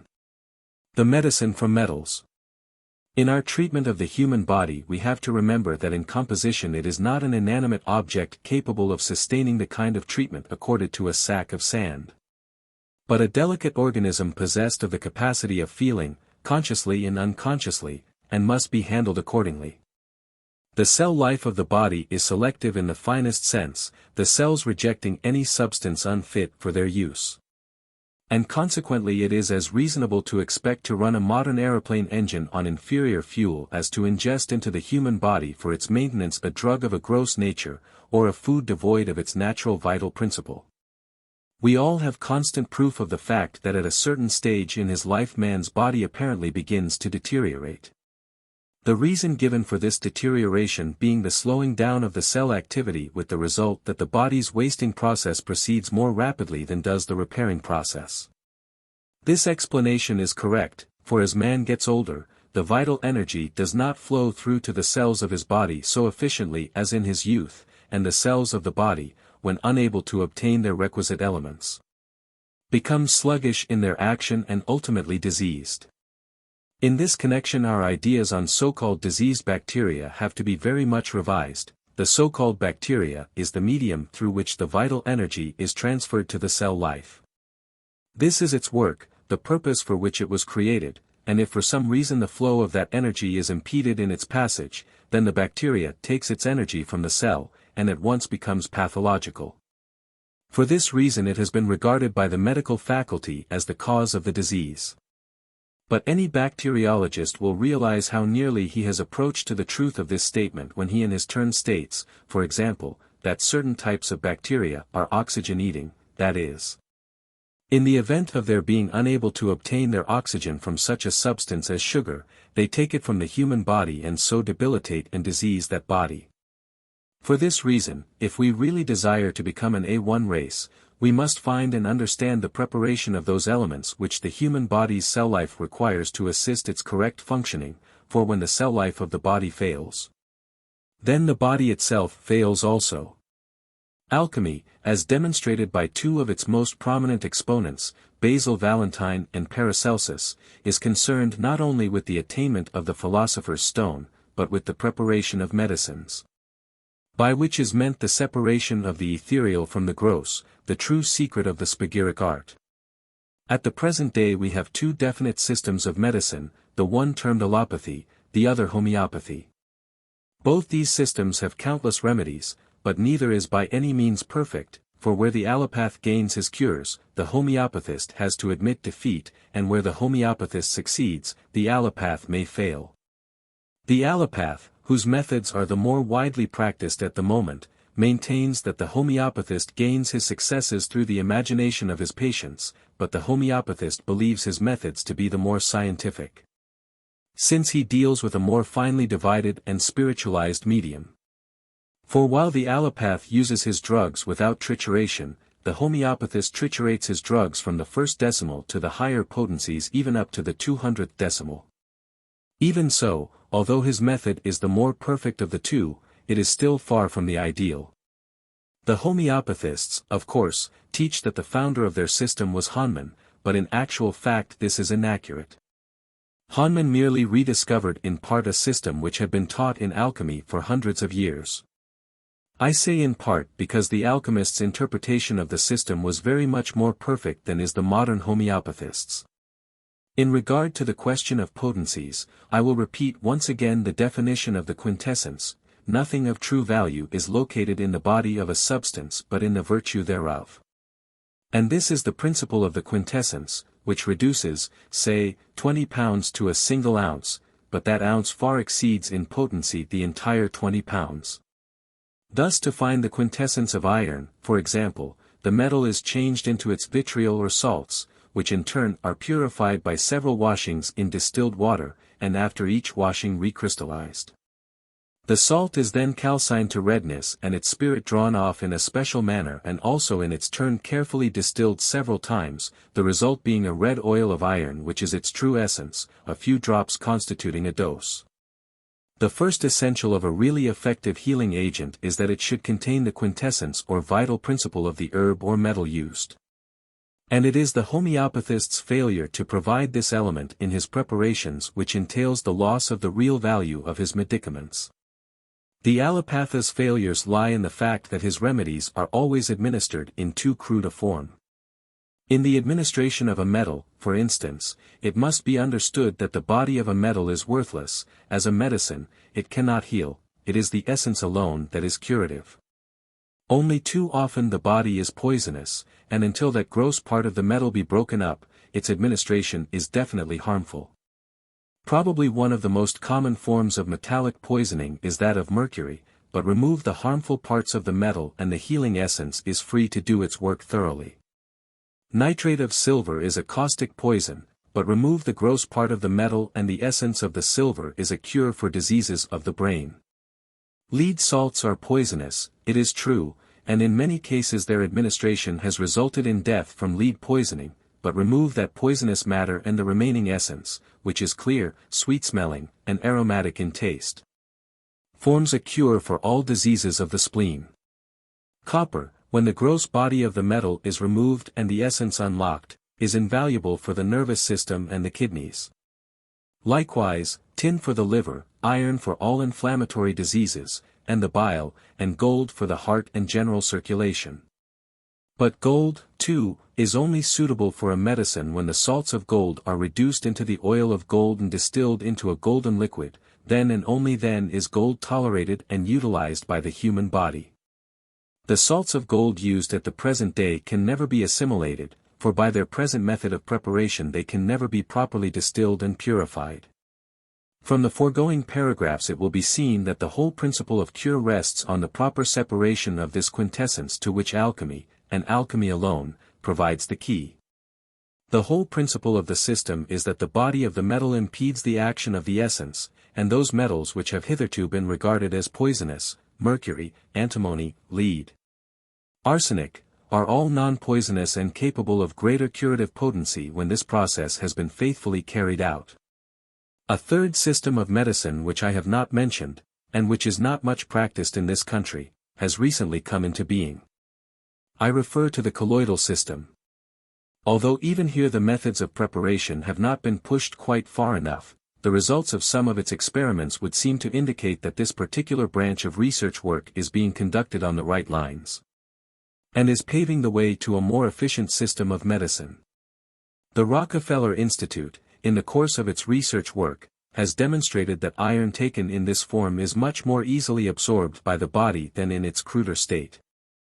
Whilst copper administered as a colloidal preparation is a powerful agent in the reduction of neuralgic and nervous conditions. In their laboratory experiments too, it has been found that flowers rescued from the rubbish heap and placed in a bowl of colloidal copper regain their freshness. A further proof of the efficacy of the system was provided during a bad outbreak of goiter in one of the American states. The epidemic was almost entirely eliminated by the addition of a colloidal preparation of iodine to the supply of drinking water in those districts where the goiter was most prevalent. For a medicament to be brought to its highest grade of action, the preparation is of inestimable importance, but so long as the physician is content with the preparation of the chemist, I fail to see how any vital improvement in the quality and efficacy of our healing mediums can be expected.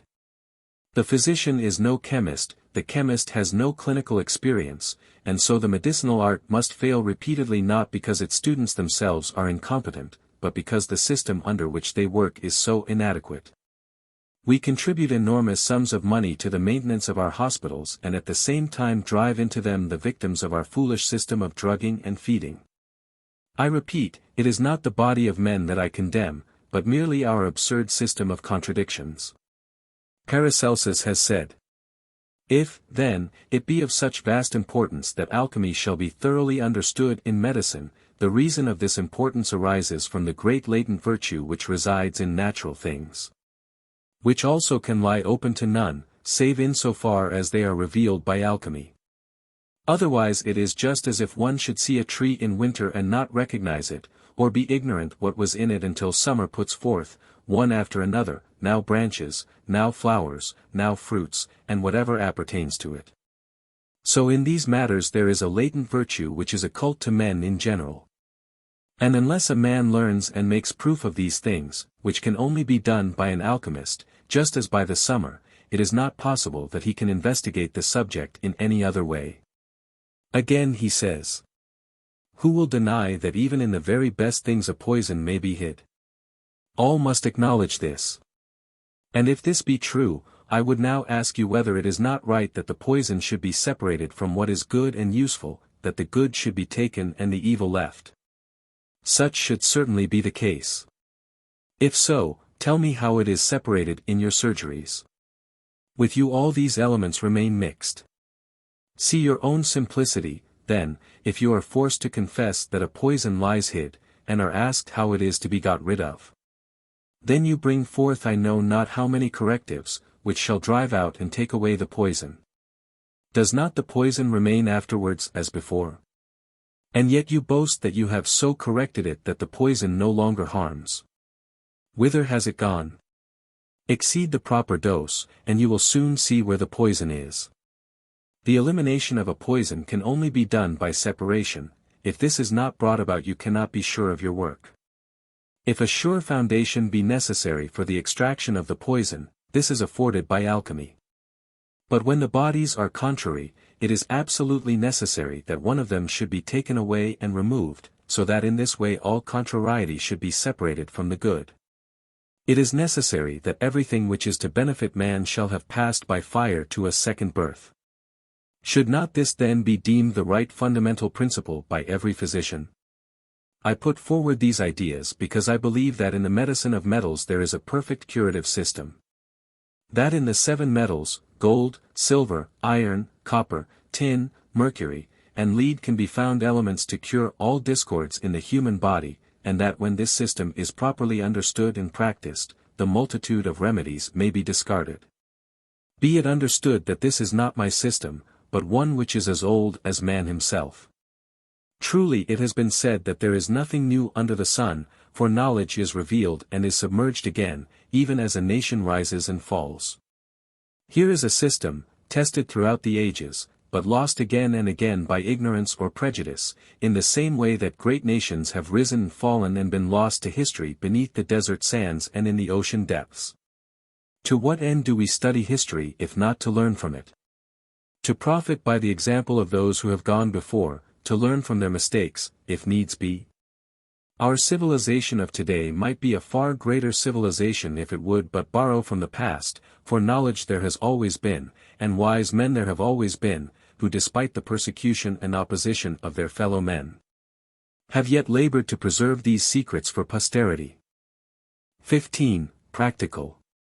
In writing this section on the practical work, I wish my readers to realize that I am writing purely from the alchemists', not the chemists' viewpoint.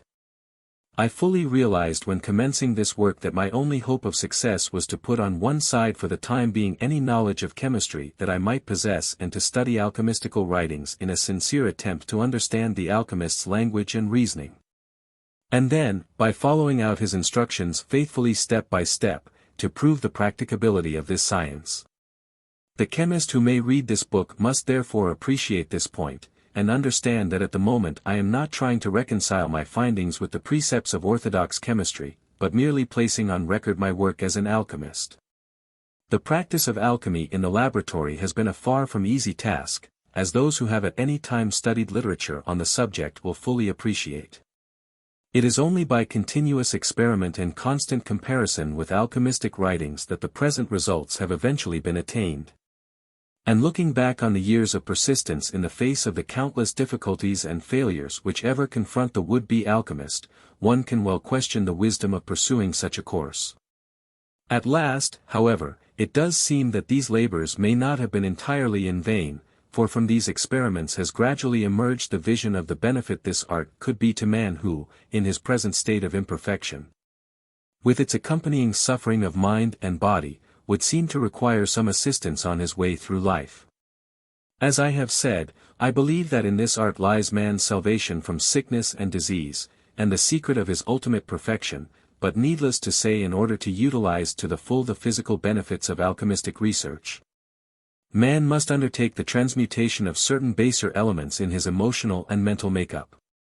With this process of psychological transmutation I do not propose to deal for the moment, but I am convinced that in this present age of chaos, when new ideas, new values, and, as I believe, new understanding are coming into being, it may be possible that some of these more unorthodox conceptions will meet with less opposition and more sympathy than previously.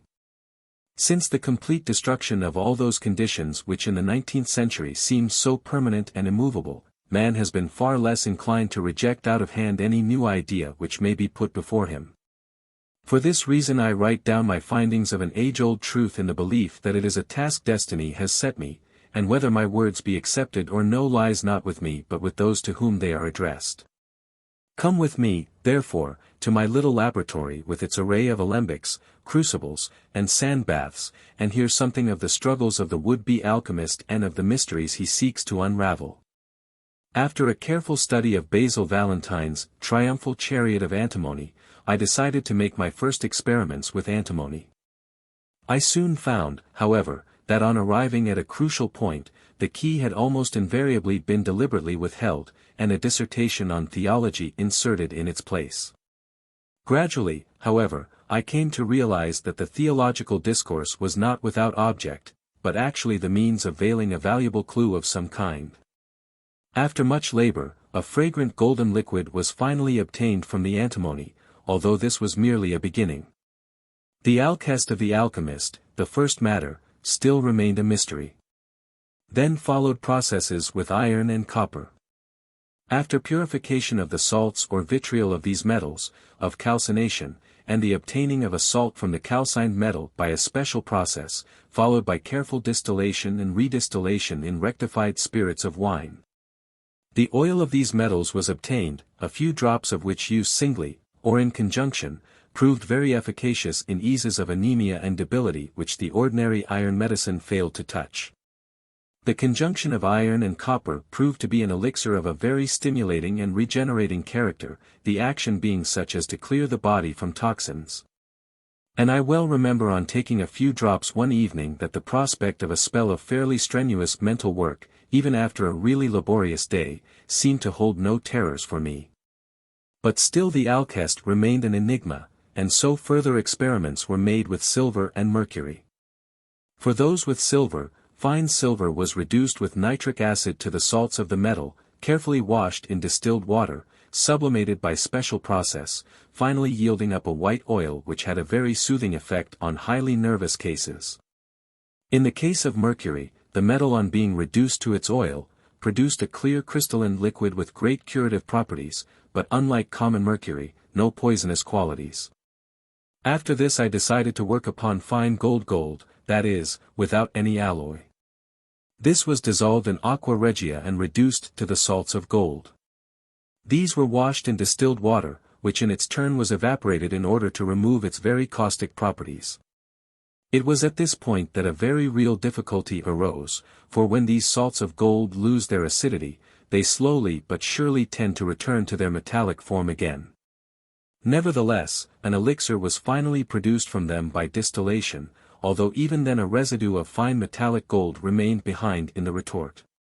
Having got so far, I realized that without the Alkahest of the philosophers the real oil of gold could not be obtained, and so again I went back and forth in the alchemists' writings to obtain the clue. The experiments which I had already made considerably lightened my task, and one day while sitting quietly in deep concentration the solution to the problem was revealed to me in a flash. And at the same time many of the enigmatical utterances of the alchemists were made clear. Here, then, I entered upon a new course of experiment, with a metal for experimental purposes with which I had had no previous experience. This metal, after being reduced to its salts and undergoing special preparation and distillation, delivered up the mercury of the philosophers, the aqua benedicta, the aqua celestis, the water of paradise.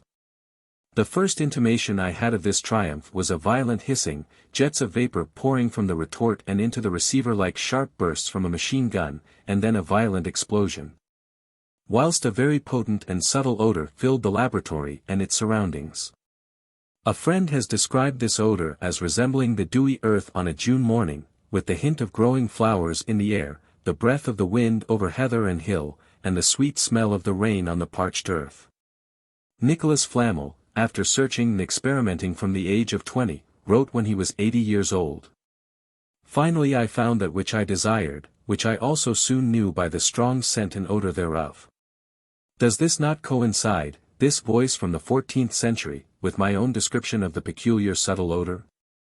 Kramer, also writing in the early 14th century, says, "When this happy event takes place, the whole house will be filled with a most wonderful sweet fragrance, and then will be the day of the nativity of this most blessed preparation." Having arrived at this point, my next difficulty was to find a way of storing this subtle gas without danger to property. This I accomplished by coils of glass piping in water joined up with my receiver, together with a perfect government of heat, the result being that the gas gradually condensed into a clear golden-colored water, very inflammable and very volatile. This water had then to be separated by distillation, the outcome being the white mercurial water described by the Comte St. Germain as his athudor or primary water of all the metals. I will again quote from Manly Hall's introduction to The Most Holy Trinosophia, the passage in which Casanova describes the athudor. "Then he showed me his renagistrum which he called athudor. Lit was a white liquid contained in a well-stopped phial. He told me that this liquid was the universal spirit of nature and that if the wax of the stopper was pricked ever so slightly, the whole of the contents would disappear. I begged him to make the experiment.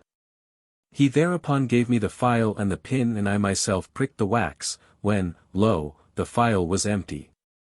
This passage aptly describes this water which is so volatile that it rapidly evaporates if left unstoppered, boils at a very low temperature, and does not so much as wet the fingers. This mercurial water, this athudor of St. Germain, is absolutely necessary to obtain the oil of gold, which is obtained by its addition to the salts of gold after those salts have been washed with distilled water several times to remove the strong acidity of the aqua regia used to reduce the metal to that state. When the mercurial water is added to these salts of gold, there is a slight hissing, an increase in heat, and the gold becomes a deep red liquid, from which is obtained, by means of distillation, the oil of gold. A deep amber liquid of an oily consistency. This oil, which is the potable gold of the alchemist, never returns to the metallic form of gold. I can understand now, I think, how it is that some of the patients to whom salts of gold injections have been administered have succumbed to gold poisoning. So long as the salts are in an acid solution, they remain soluble, but directly the dissolving medium loses its acidity and becomes neutral or alkaline, the salts tend to form again into metallic gold. This is probably what happens in the case of the injection of gold salts into the alkaline intercellular fluids, which in some cases leads to fatal results. Do not imagine that chemists know all about metals.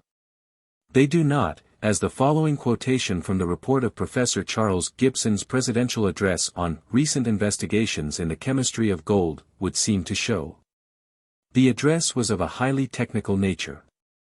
One of the chief points brought forward was that current textbook views of the constitution of salts of gold are incorrect. These are never of the same nature as normal metallic salts with simple formulae such as OCl or OBr3, but always of a complex constitution. From the golden water I have described can be obtained this white water, and a deep red tincture which deepens in color the longer it is kept. These two are the mercury and the sulfur described by the alchemists, Sol the father and Lune the mother, the male and the female principles, the white and red mercuries, which two conjoined again form a deep amber liquid. This is the philosophic gold, which is not made from metallic gold, but from another metal, and is a far more potent elixir than the oil of gold. This deep amber liquid literally shines and reflects and intensifies rays of light to an extraordinary degree. It has been described by many alchemists, which fact again corroborates my work in the laboratory. Indeed, every step which I have taken in the laboratory I have found in the work of the various followers of the Spagyric Art. And now to the final goal, the Philosopher's Stone. Having found my two principles, the mercury and the sulfur, my next step was to purify the dead body of the metal, that is, the black dregs of the metal left after the extraction of the golden water. This was calcined to a redness and carefully separated and treated until it became a white salt. The three principles were then conjoined in certain exact quantities in a hermetically sealed flask in a fixed heat, neither too hot nor too cold, care as to the exact degree of heat being essential, as any carelessness in its regulation would completely spoil the mixture. On conjunction the mixture takes on the appearance of a leaden mud, which rises slowly like dough until it throws up a crystalline formation rather like a coral plant in growth. The flowers of this plant are composed of petals of crystal which are continually changing in color. As the heat is raised, this formation melts into an amber-colored liquid which gradually becomes thicker and thicker until it sinks into a black earth on the bottom of the glass. At this point, the sign of the crow in alchemical literature, more of the ferment or mercury is added. In this process, which is one of continual sublimation, a long-necked, hermetically sealed flask is used, and one can watch the vapor rising up the neck of the flask and condensing down the sides. This process continues until the state of dry blackness is attained. When more of the mercury is added, the black powder is dissolved, and from this conjunction it seems that a new substance is born, or, as the early alchemists would have expressed it, a sun is born. As the black color abates, color after color comes and goes until the mixture becomes white and shining, the white elixir. The heat is gradually raised yet more, and from white the color changes to citron and finally to red, the elixir vitae, the philosopher's stone, the medicine of men and metals. From their writings, it appears that many alchemists found it unnecessary to take the elixir to this very last stage, the citron-colored solution being adequate for their purpose. It is of interest to note that an entirely different manifestation comes into being after the separation of the three elements and their reconjunction under the sealed vase of Hermes. By the deliberate separation and unification of the mercury, sulfur, and salt, the three elements appear as a more perfect manifestation than in the first place. Conclusion. Man's work is not merely to exist on this earth, to scratch ignorantly at its surface, to mutilate nature in every possible way, to fight and rob his neighbor, but to develop the powers surrounding him. To manipulate those forces that he may truly and deservedly claim his right to inherit the earth. A garden which has been neglected for years and is overgrown with weeds, when taken over by an intelligent human being who will work hand in hand with nature, may once again become a thing of beauty and joy. Thus the earth, which is man's garden, must be sown and cultivated by him, perfected by his art. Life is not a haphazard game of chance, but an unfoldment and development of its own powers manifesting in perfect law. Let us, then, try to understand this life which is eternal law, pervaded by an intelligence with order and wisdom, and having understood, let us work for the more perfect unfoldment of our earth and the forces which lie beneath its surface. For this law applies to agriculture, to science, to the production of food, to the use of minerals and metals, to the building of cities, to the use of electricity and all natural forces. When man finally learns to use these forces, he will be able to press forward and onward to the final goal, which is the perfection of the earth and of his own species. Alchemy brings us the vision of the heights to which man may attain.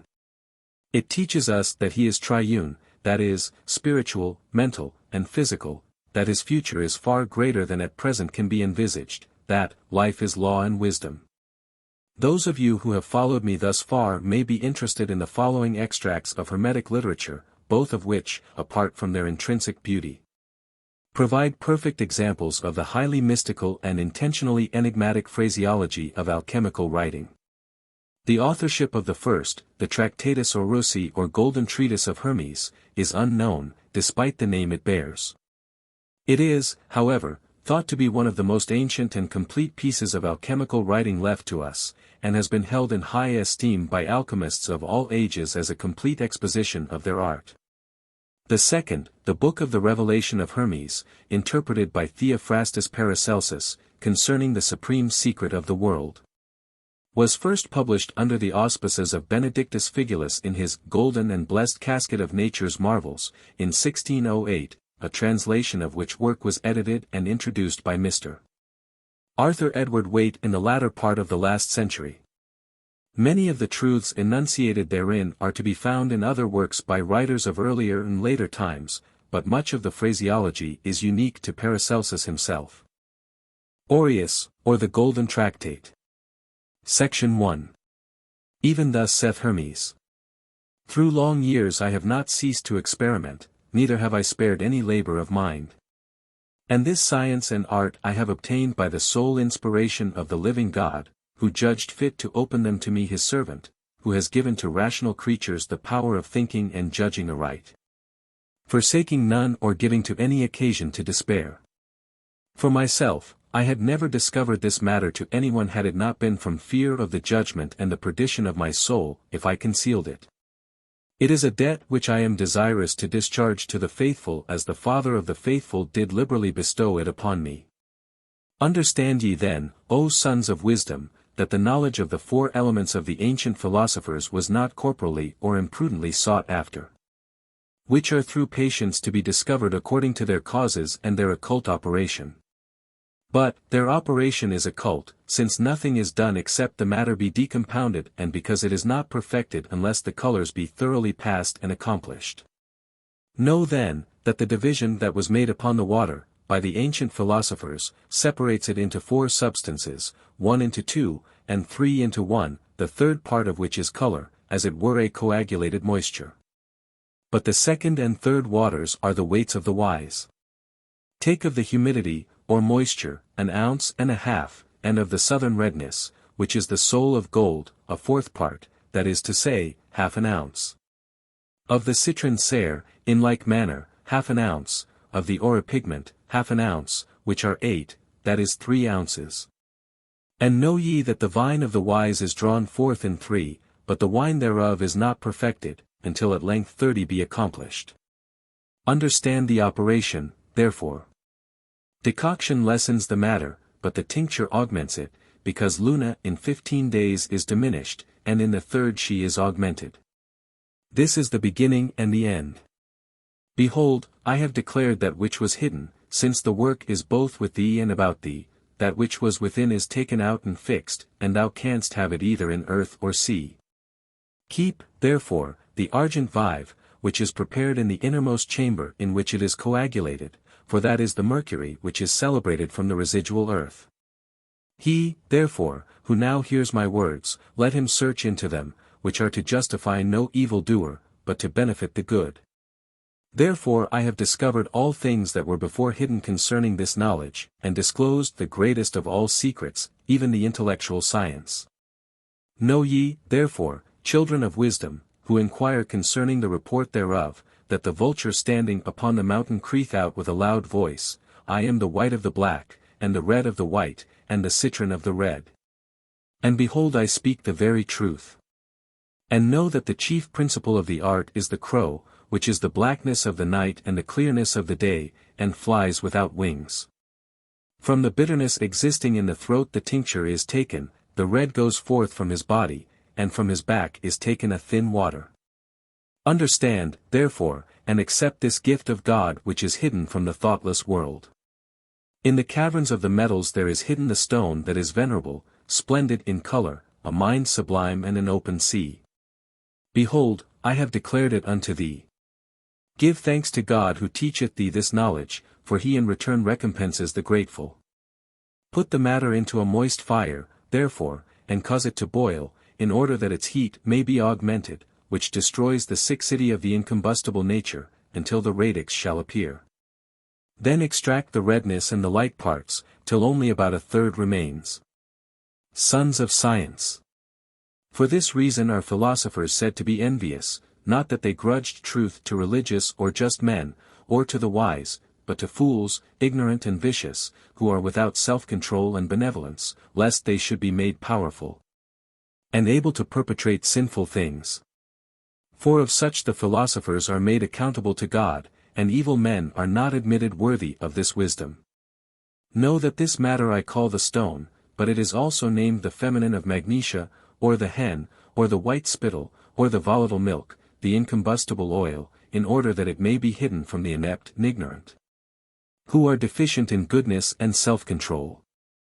Which I have nevertheless signified to the wise by one only epithet, viz., the philosopher's stone. Include, therefore, and conserve in this sea, the fire, and the heavenly bird, to the latest moment of his exit. But I deprecate ye all, sons of philosophy, on whom the great gift of this knowledge being bestowed, if any should undervalue or divulge the power thereof to the ignorant, or such as are unfit for the knowledge of this secret. Behold, I have received nothing from any to whom I have not returned that which had been given me, nor have I failed to honor him, even in this I have reposed the highest confidence.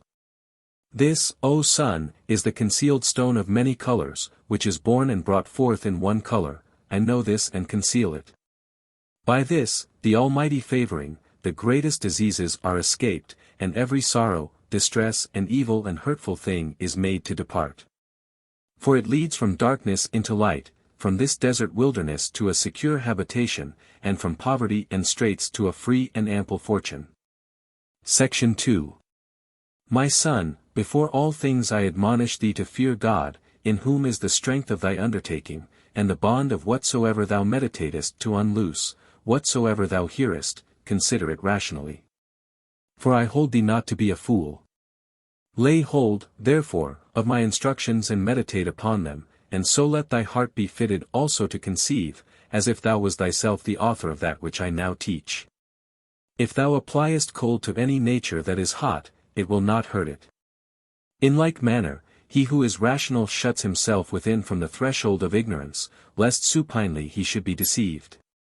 Take the flying bird and drown it flying, and divide and separate it from its pollutions, which yet hold it in death. Draw it forth and repel it from itself, that it may live and answer thee, not by flying away into the regions above but by truly forbearing to fly. For if thou shalt deliver it out of its prison, after this thou shalt govern it according to reason, and according to the days that I shall teach thee, then will it become a companion unto thee, and by it thou wilt become to be an honored lord.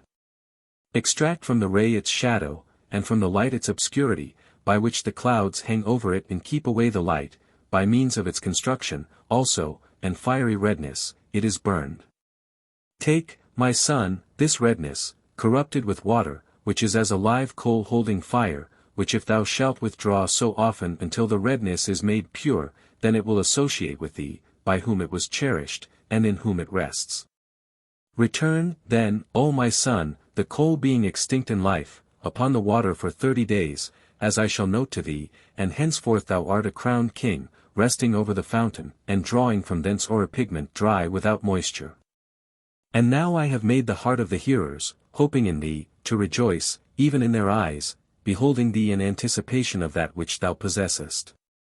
Observe, then, that the water was first in the air, then in the earth.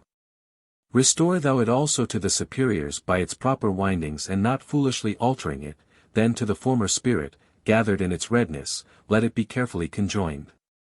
Know, my son, that the fatness of our earth is sulphur, the auripigment cereti, and colchither which are also sulphur, of which auripigment sulphur, and such like, some are more vile than others, in which there is a diversity. Of which kind also is the fat of gluey matters, such as our hair, nails, hoofs, and sulphur itself, and of the brain, which too is auripigment, of the like kind also are the lions' and cats' claws, which is cereti the fat of white bodies. And the fat of the two oriental quicksilvers, which sulphurs are hunted and retained by the bodies. I say, moreover, that this sulphur doth tinge and fix, and is held by the conjunction of the tinctures. Oils also tinge, but fly away, which in the body are contained, which is a conjunction of fugitives only with sulphurs and albuminous bodies, which hold also and detain the fugitive ends. The disposition sought after by the philosophers, O son, is but one in our egg, but this in the hen's egg is much less to be found. But lest so much of the divine wisdom as is a hen's egg should not be distinguished, our composition is, as that is, from the four elements adapted and composed. Know, therefore, that in the hen's egg is the greatest help with respect to the proximity and relationship of the matter in nature, for in it there is a spirituality and conjunction of elements, and an earth which is golden in its tincture. But the son, inquiring of Hermes, saith, the sulphurs which are fit for our work, whether they are celestial or terrestrial. To whom the father replies, certain of them are heavenly and some are of the earth. Then the son saith, Father, I imagine the heart in the superiors to be heaven, and in the inferiors, earth. But saith Hermes, it is not so, the masculine is truly the heaven of the feminine, and the feminine is the earth of the masculine. The son then asks, Father, which of these is more worthy than the other, whether is it the heaven or the earth? Hermes replies, both need the help one of the other, for the precepts demand a medium. But saith the son, if thou shalt say that a wise man governs all mankind. But ordinary men, replies Hermes, are better for them, because every nature delights in society of its own kind, and so we find it to be in the life of wisdom where equals are conjoined. But what, rejoins the son, is the mean betwixt them? To whom Hermes replies, in everything in nature there are three from two, the beginning, the middle, and the end. First the needful water, then the oily tincture, and lastly, the feces, or earth, which remains below. But the dragon inhabits in all these, and his houses are the darkness and blackness that is in them, and by them he ascends into the air, from his rising, which is their heaven. But whilst the fume remains in them, they are not immortal. Take away, therefore, the vapor from the water, and the blackness from the oily tincture, and death from the feces, and by dissolution thou shalt possess a triumphant reward, even that in and by which the possessors live. Know then, my son, that the temperate unguent, which is fire, is the medium between the feces and the water, and is the prescriptinator of the water. For the unguents are called sulphurs, because between fire and oil and this sulphur there is such a close proximity, that even as fire burns so does the sulphur also. All the sciences of the world, O son, are comprehended in this my hidden wisdom, and this, and the learning of the art, consists in these wonderful hidden elements which it doth discover and complete. It behoves him, therefore, who would be introduced to this hidden wisdom, to free himself from the hidden usurpations of vice, and to be just and good and of a sound reason, ready at hand to help mankind, of a serene countenance, diligent to save. And be himself a patient guardian of the arcane secrets of philosophy. And this know, that except thou understandest how to mortify and induce generation, to vivify the spirit and introduce light, until they fight each other and grow white and freed from their defilements, rising as it were from blackness and darkness, thou knowest nothing nor canst perform anything. But if thou knowest this, thou wilt be of a great dignity so that even kings themselves shall reverence thee. These secrets, son, it behoves thee to conceal from the vulgar and profane world. Understand, also, that our stone is from many things and of various colors, and composed from 4 elements which we ought to divide and dissever in pieces, and segregate, in the veins, and partly mortifying the same by its proper nature. Which is also in it, to preserve the water and fire dwelling therein, which is from the 4 elements and their waters, which contain its water. This, however, is not water in its true form, but fire, containing in a pure vessel the ascending waters, lest the spirits should fly away from the bodies, for by this means they are made tinging and fixed.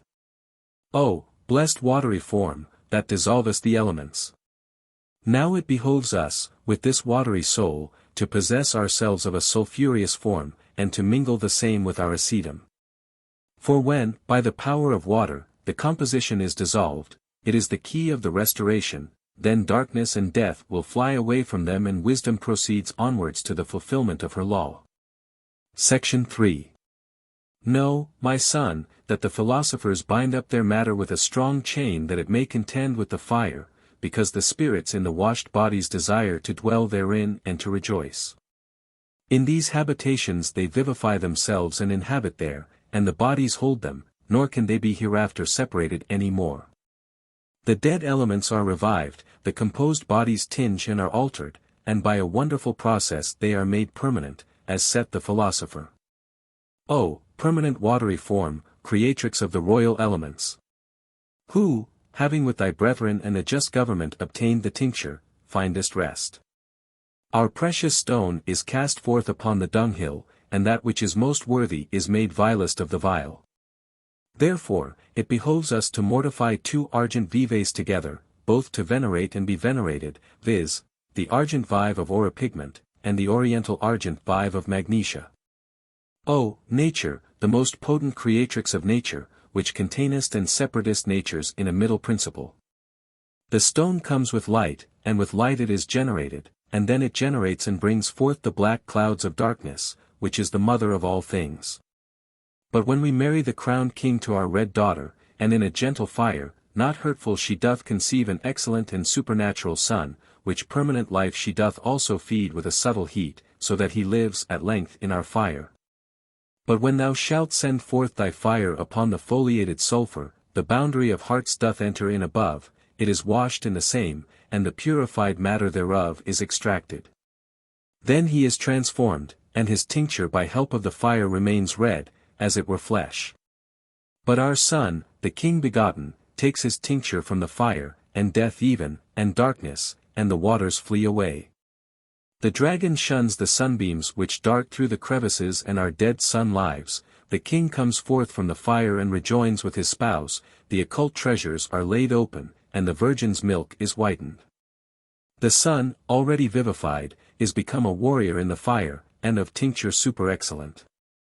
For this sun is himself the treasury, even himself bearing the philosophic matter. Approach, ye sons of wisdom, and rejoice. Let us now rejoice together, for the reign of death is finished, and the sun doth rule. And he is invested with the red garment, and the scarlet color is put on. Section 4. Understand, then, O son of wisdom, what the stone declares, protect me and I will protect thee, increase my strength that I may help thee. My soul and my beams are most inward and secretly in me, my own Luna, also, is my light, exceeding every other light, and my good things are better than all other good things, I give freely, and reward the intelligent with joy and gladness, glory, riches, and delights, and them that seek after me I make to know and understand, and to possess divine things. Behold, that which the philosophers have concealed is written with 7 letters, for Alpha and Eta follow 2, and Soul in like manner follows the book. Nevertheless, if thou art willing that he should have dominion, observe the art, and join the sun to the daughter of the water, which is Jupiter and a hidden secret. Auditor, understand. Let us use our reason. Consider all with the most accurate investigation, which in the contemplative part 1 have demonstrated to thee, the whole matter I know to be the one only thing. But who is he that understands the true investigation and inquires rationally into this matter? It is not from man, nor from anything like him or akin to him. Nor from the ox or bullock, and if any creature conjoins with one of another species, that which is brought forth is neutral from either. Thus saith Venus, I beget light, nor is the darkness of my nature, and if my metal be not dried all bodies desire me, for I liquefy them and wipe away their rust, even I extract their substance. Nothing, therefore is better or more venerable than I, my brother also being conjoined. But the king, the ruler, to his brethren, testifying of him, saith, I am crowned, and I am adorned with a royal diadem. I am clothed with the royal garment, and I bring joy and gladness of heart, for being chained, I caused my substance to lay hold of, and to rest within the arms and breast of my mother, and to fasten upon her substance. Making that which was invisible to become visible, and the occult matter to appear. And everything which the philosophers have hidden is generated by us. Hear, then, these words, and understand them. Keep them, and meditate thereon, and seek for nothing more. Man in the beginning is generated of nature, whose inward substance is fleshy, and not from anything else. Meditate on these plain things, and reject what is superfluous. Thus saith the philosopher, Botry is made from the citron, which is extracted out of the red root, and from nothing else, and if it be citron and nothing else wisdom was with thee. It was not gotten by thy care, nor if it be freed from redness, by thy study. Behold, I have circumscribed nothing. If thou hast understanding, there be but few things unopened. Ye sons of wisdom! Turn then the brain body with an exceeding great fire, and it will yield gratefully what you desire. And see that you make that which is volatile, so that it cannot fly, and by means of that which flies not. And that which yet rests upon the fire, as it were itself a fiery flame, and that which in the heat of a boiling fire is corrupted, is cambar. And know ye that the art of this permanent water is our brass, and the coloring of its tincture and blackness is then changed into the true red. I declare that, by the help of God, I have spoken nothing but the truth. That which is destroyed is renovated, and hence the corruption is made manifest in the matter to be renewed, and hence the melioration will appear, and on either side it is a signal of art. Section 5. My son, that which is born of the crow is the beginning of this art. Behold, now I have obscured the matter treated of, by circumlocution, depriving thee of the light. Yet this dissolved, this joined, this nearest and farthest off, I have named to thee. Roast those things, therefore, and boil them in that which comes from the horse's belly for 7, 14 or 21 days. Then will the dragon eat his own wings and destroy himself.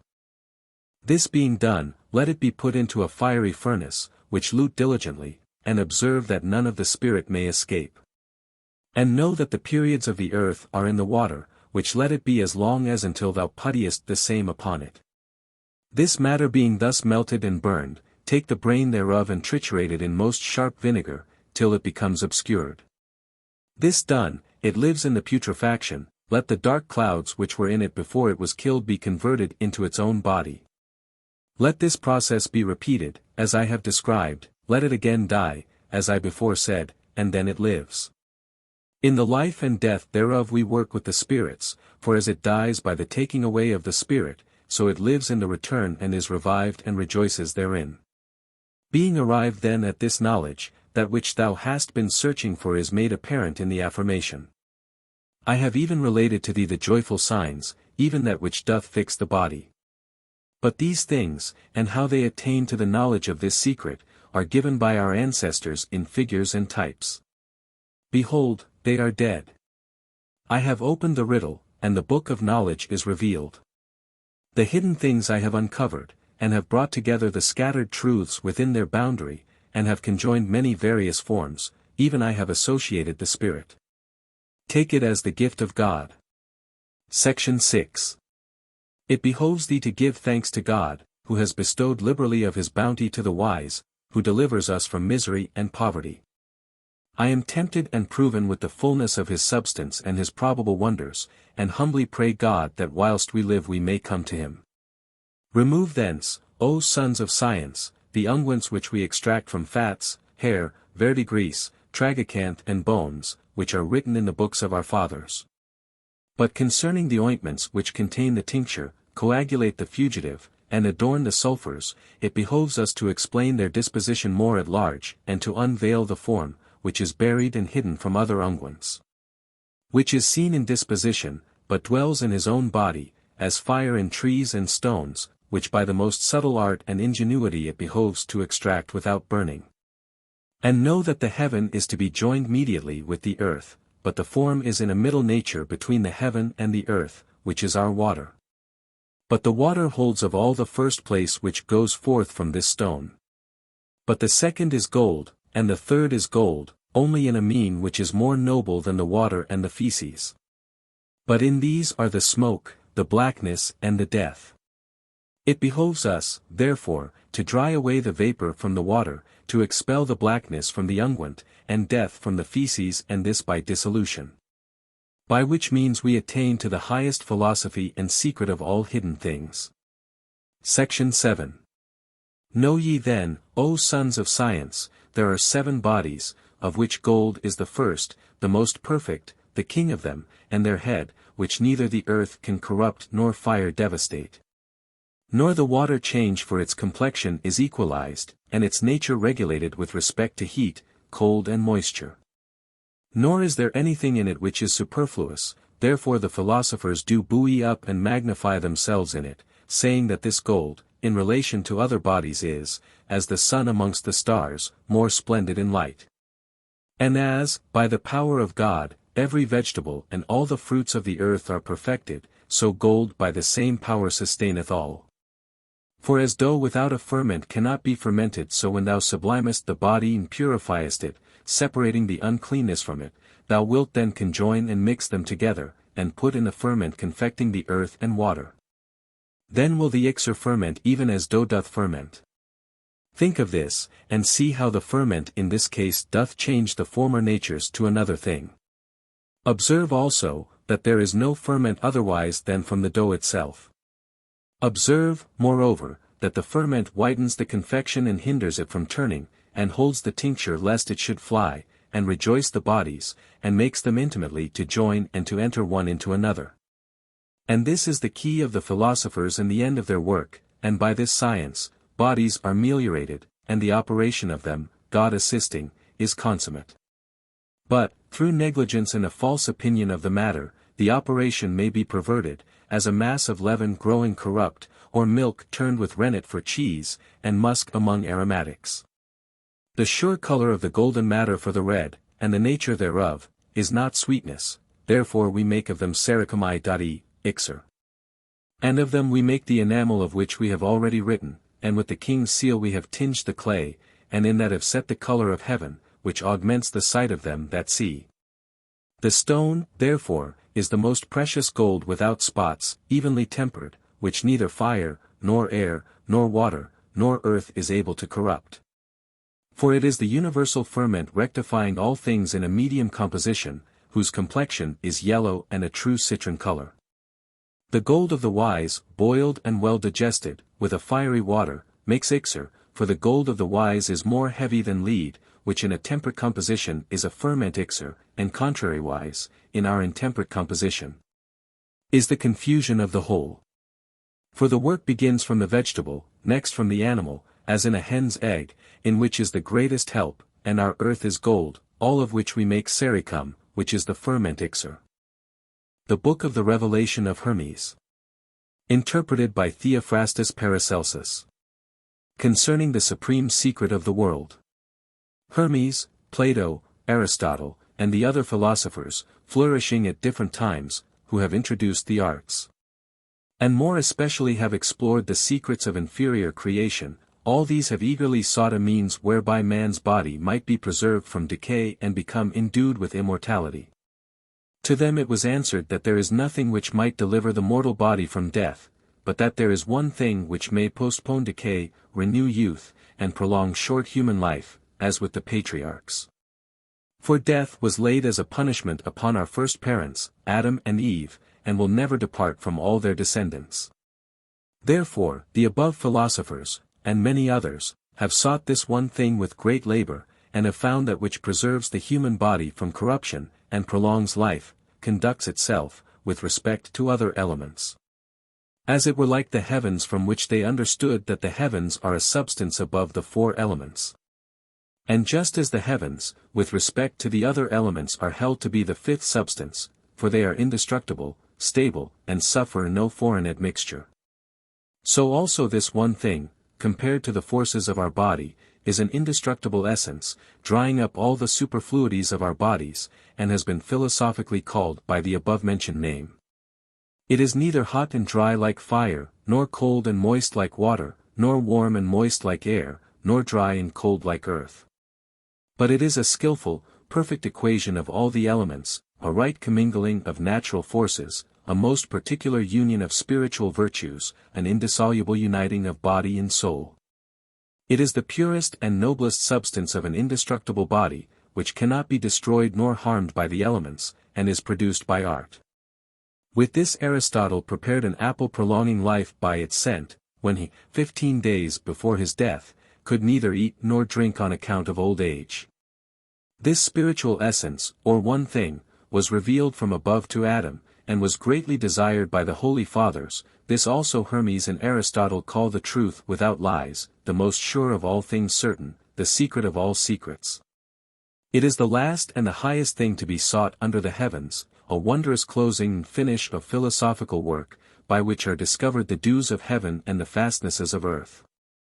What the mouth of man cannot utter is all found in this spirit. As Morainus says, he who has this has all things, and wants no other aid. For in it are all temporal happiness, bodily health, and earthly fortune. It is the spirit of the fifth substance, a fount of all joys, beneath the rays of the moon, the supporter of heaven and earth, the mover of sea and wind, the outpourer of rain, upholding the strength of all things. An excellent spirit above heavenly in other spirits, giving health, joy, peace, love, driving away hatred and sorrow, bringing in joy, expelling all evil, quickly healing all diseases, destroying poverty and misery, leading to all good things. Preventing all evil words and thoughts, giving man his heart's desire, bringing to the pious earthly honor and long life, but to the wicked who misuse it, eternal punishment. This is the spirit of truth, which the world cannot comprehend without the interposition of the Holy Ghost, or without the instruction of those who know it. The same is of a mysterious nature, wondrous strength, boundless power. The saints, from the beginning of the world, have desired to behold its face. By Avicenna this spirit is named the soul of the world. For as the soul moves all the limbs of the body, so also does this spirit move all bodies. And as the soul is in all the limbs of the body, so also is this spirit in all elementary created things. It is sought by many and found by few. It is beheld from afar and found near, for it exists in everything, in every place, and at all times. It has the powers of all creatures, its action is found in all elements, and the qualities of all things are therein, even in the highest perfection. By virtue of this essence did Adam and the patriarchs preserve their health and live to an extreme age, some of them also flourishing in great riches. When the philosophers had discovered it, with great diligence and labor, they straightway concealed it under a strange tongue, and in parables, lest the same should become known to the unworthy, and the pearls be cast before swine.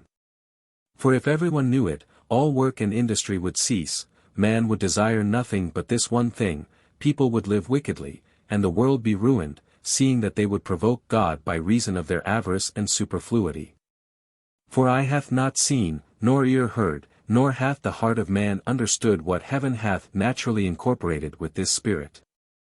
Therefore have I briefly enumerated some of the qualities of this spirit, to the honor of God, that the pious may reverently praise him in his gifts, which gift of God shall afterwards come to them.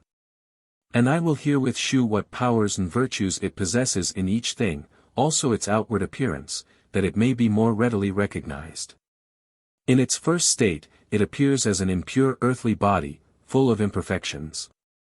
It then has an earthly nature, healing all sickness and wounds in the bowels of man, producing good and consuming proud flesh, expelling all stench, and healing generally, inwardly and outwardly. In its second nature, it appears as a watery body, somewhat more beautiful than before, because, although still having its corruptions, its virtue is greater.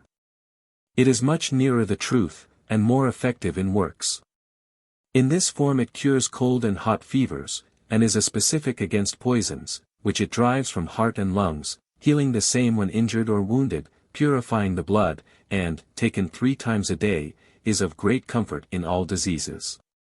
But in its third nature it appears as an aerial body of an oily nature, almost freed from all imperfections, in which form it does many wondrous works, producing beauty and strength of body.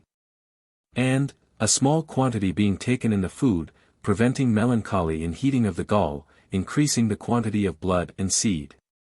It expands the blood vessels, cures withered limbs, restores strength to the sight, in growing persons removes what is superfluous and makes good defects in the limbs.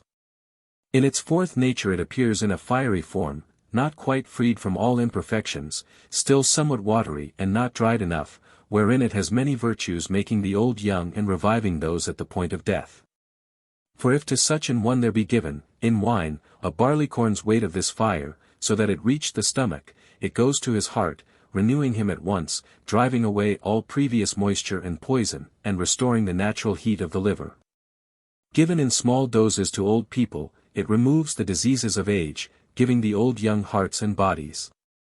Hence it is called the elixir of life. In its fifth and last nature, it appears in a glorified and illuminated form, without defects, shining like gold and silver, wherein it possesses all previous powers and virtues in a higher and more wondrous degree. Here its natural works are taken for miracles. When applied to the roots of dead trees they revive, bringing forth leaves and fruit. A lamp, the oil of which is mingled with this spirit, continues to burn forever without diminution. It converts crystals into the most precious stones of all colors, equal to those from the mines, and does many other incredible wonders which may not be revealed to the unworthy. For it heals all dead and living bodies without other medicine. Here Christ is my witness that I lie not, for all heavenly influences are united and combined therein. This essence also reveals all treasures in earth and sea, converts all metallic bodies into gold, and there is nothing like unto it under heaven. This spirit is the secret, hidden from the beginning yet granted by God to a few holy men for the revealing of these riches to his glory, dwelling in fiery form in the air, and leading earth with itself to heaven. While from its body there flow whole rivers of living water. This spirit flies through the midst of the heavens like a morning mist, leads its burning fire into the water, and has its shining realm in the heavens. And although these writings may be regarded as false by the reader, yet to the initiated they are true and possible, when the hidden sense is properly understood. For God is wonderful in his works, and his wisdom is without end. This spirit in its fiery form is called a Sandaraka, in the aerial a Kybric, in the watery an Azoth, in the earthly Alkahest and Aliokasoph. Hence they are deceived by these names, who, seeking without instruction, think to find this spirit of life in things foreign to our art. For although this spirit which we seek, on account of its qualities, is called by these names, yet the same is not in these bodies and cannot be in them. For a refined spirit cannot appear except in a body suitable to its nature. And, by however many names it be called, let no one imagine there be different spirits, for, say what one will, there is but one spirit working everywhere and in all things. That is the spirit which, when rising, illumines the heavens, when setting incorporates the purity of earth, and when brooding has embraced the waters. This spirit is named Raphael, the angel of God, the subtlest and purest, whom the others all obey as their king. This spiritual substance is neither heavenly nor hellish, but an airy, pure, and hardy body, midway between the highest and the lowest, without reason, but fruitful in works, and the most select and beautiful of all other heavenly things. This work of God is far too deep for understanding, for it is the last, greatest, and highest secret of nature.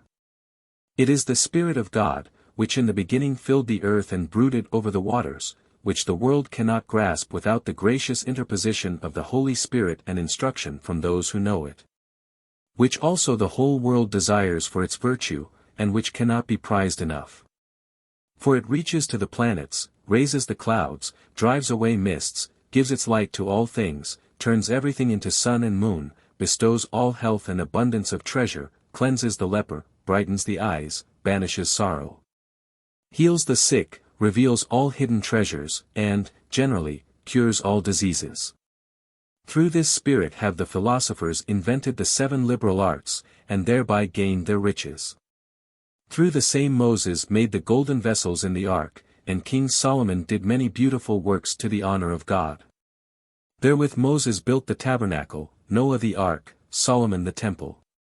By this Ezra restored the law, and Miriam, Moses' sister, was hospitable. Abraham, Isaac, and Jacob, and other righteous men, have had lifelong abundance and riches. And all the saints possessing it have therewith praised God. Therefore is its acquisition very hard, more than that of gold and silver. For it is the best of all things, because, of all things mortal that man can desire in this world, nothing can compare with it, and in it alone is truth. Hence it is called the stone and spirit of truth. In its works is no vanity, its praise cannot be sufficiently expressed. I am unable to speak enough of its virtues, because its good qualities and powers are beyond human thoughts, unutterable by the tongue of man, and in it are found the properties of all things. Yea, there is nothing deeper in nature. O unfathomable abyss of God's wisdom, which thus hath united and comprised in the virtue and power of this one Spirit the qualities of all existing bodies. O unspeakable honor and boundless joy granted to mortal man. For the destructible things of nature are restored by virtue of the said Spirit. O mystery of mysteries, most secret of all secret things, and healing and medicine of all things. Thou last discovery in earthly natures, last best gift to patriarchs and sages, greatly desired by the whole world. Oh, what a wondrous and laudable spirit is purity, in which stand all joy, riches, fruitfulness of life, and art of all arts, a power which to its initiates grants all material joys. O desirable knowledge, lovely above all things beneath the circle of the moon, by which nature is strengthened, and heart and limbs are renewed, blooming youth is preserved, old age driven away, weakness destroyed. Beauty in its perfection preserved, and abundance ensured in all things pleasing to men. O thou spiritual substance, lovely above all things. O thou wondrous power, strengthening all the world. O thou invincible virtue, highest of all that is, although despised by the ignorant, yet held by the wise in great praise, honor, and glory, that proceeding from humors wakest the dead, expellest diseases, restorest the voice of the dying. Zero thou treasure of treasures, mystery of mysteries, called by Avicenna, an unspeakable substance, the purest and most perfect soul of the world, than which there is nothing more costly under heaven, unfathomable in nature and power. Wonderful in virtue and works, having no equal among creatures, possessing the virtues of all bodies under heaven. For from it flow the water of life, the oil and honey of eternal healing, and thus hath it nourished them with honey and water from the rock. Therefore, saith Morainus, he who hath it, the same also hath all things. Blessed art thou, Lord God of our fathers, in that thou hast given the prophets this knowledge and understanding, that they have hidden these things, lest they should be discovered by the blind. And those drowned in worldly godlessness, by which the wise and pious have praised thee. For the discoverers of the mystery of this thing to the unworthy are breakers of the seal of heavenly revelation, thereby offending God's majesty, and bringing upon themselves many misfortunes and the punishments of God. Therefore, I beg all Christians, possessing this knowledge, to communicate the same to nobody, except it be to one living in godliness, of well-proved virtue, and praising God, who has given such a treasure to man. For many seek, but few find it. Hence the impure and those living in vice are unworthy of it. Therefore is this art to be shown to all God-fearing persons, because it cannot be bought with a price. I testify before God that I lie not, although it appear impossible to fools, that no one has hitherto explored nature so deeply. The Almighty be praised for having created this art and for revealing it to God-fearing men. Amen. And thus is fulfilled this precious and excellent work, called the revealing of the occult spirit, in which lie hidden the secrets and mysteries of the world. But this spirit is one genius, and divine, wonderful and lordly power. For it embraces the whole world, and overcomes the elements and the fifth substance. To our Trismegistus Spagyric. Jesus Christ. Be praise and glory immortal. Amen. The End.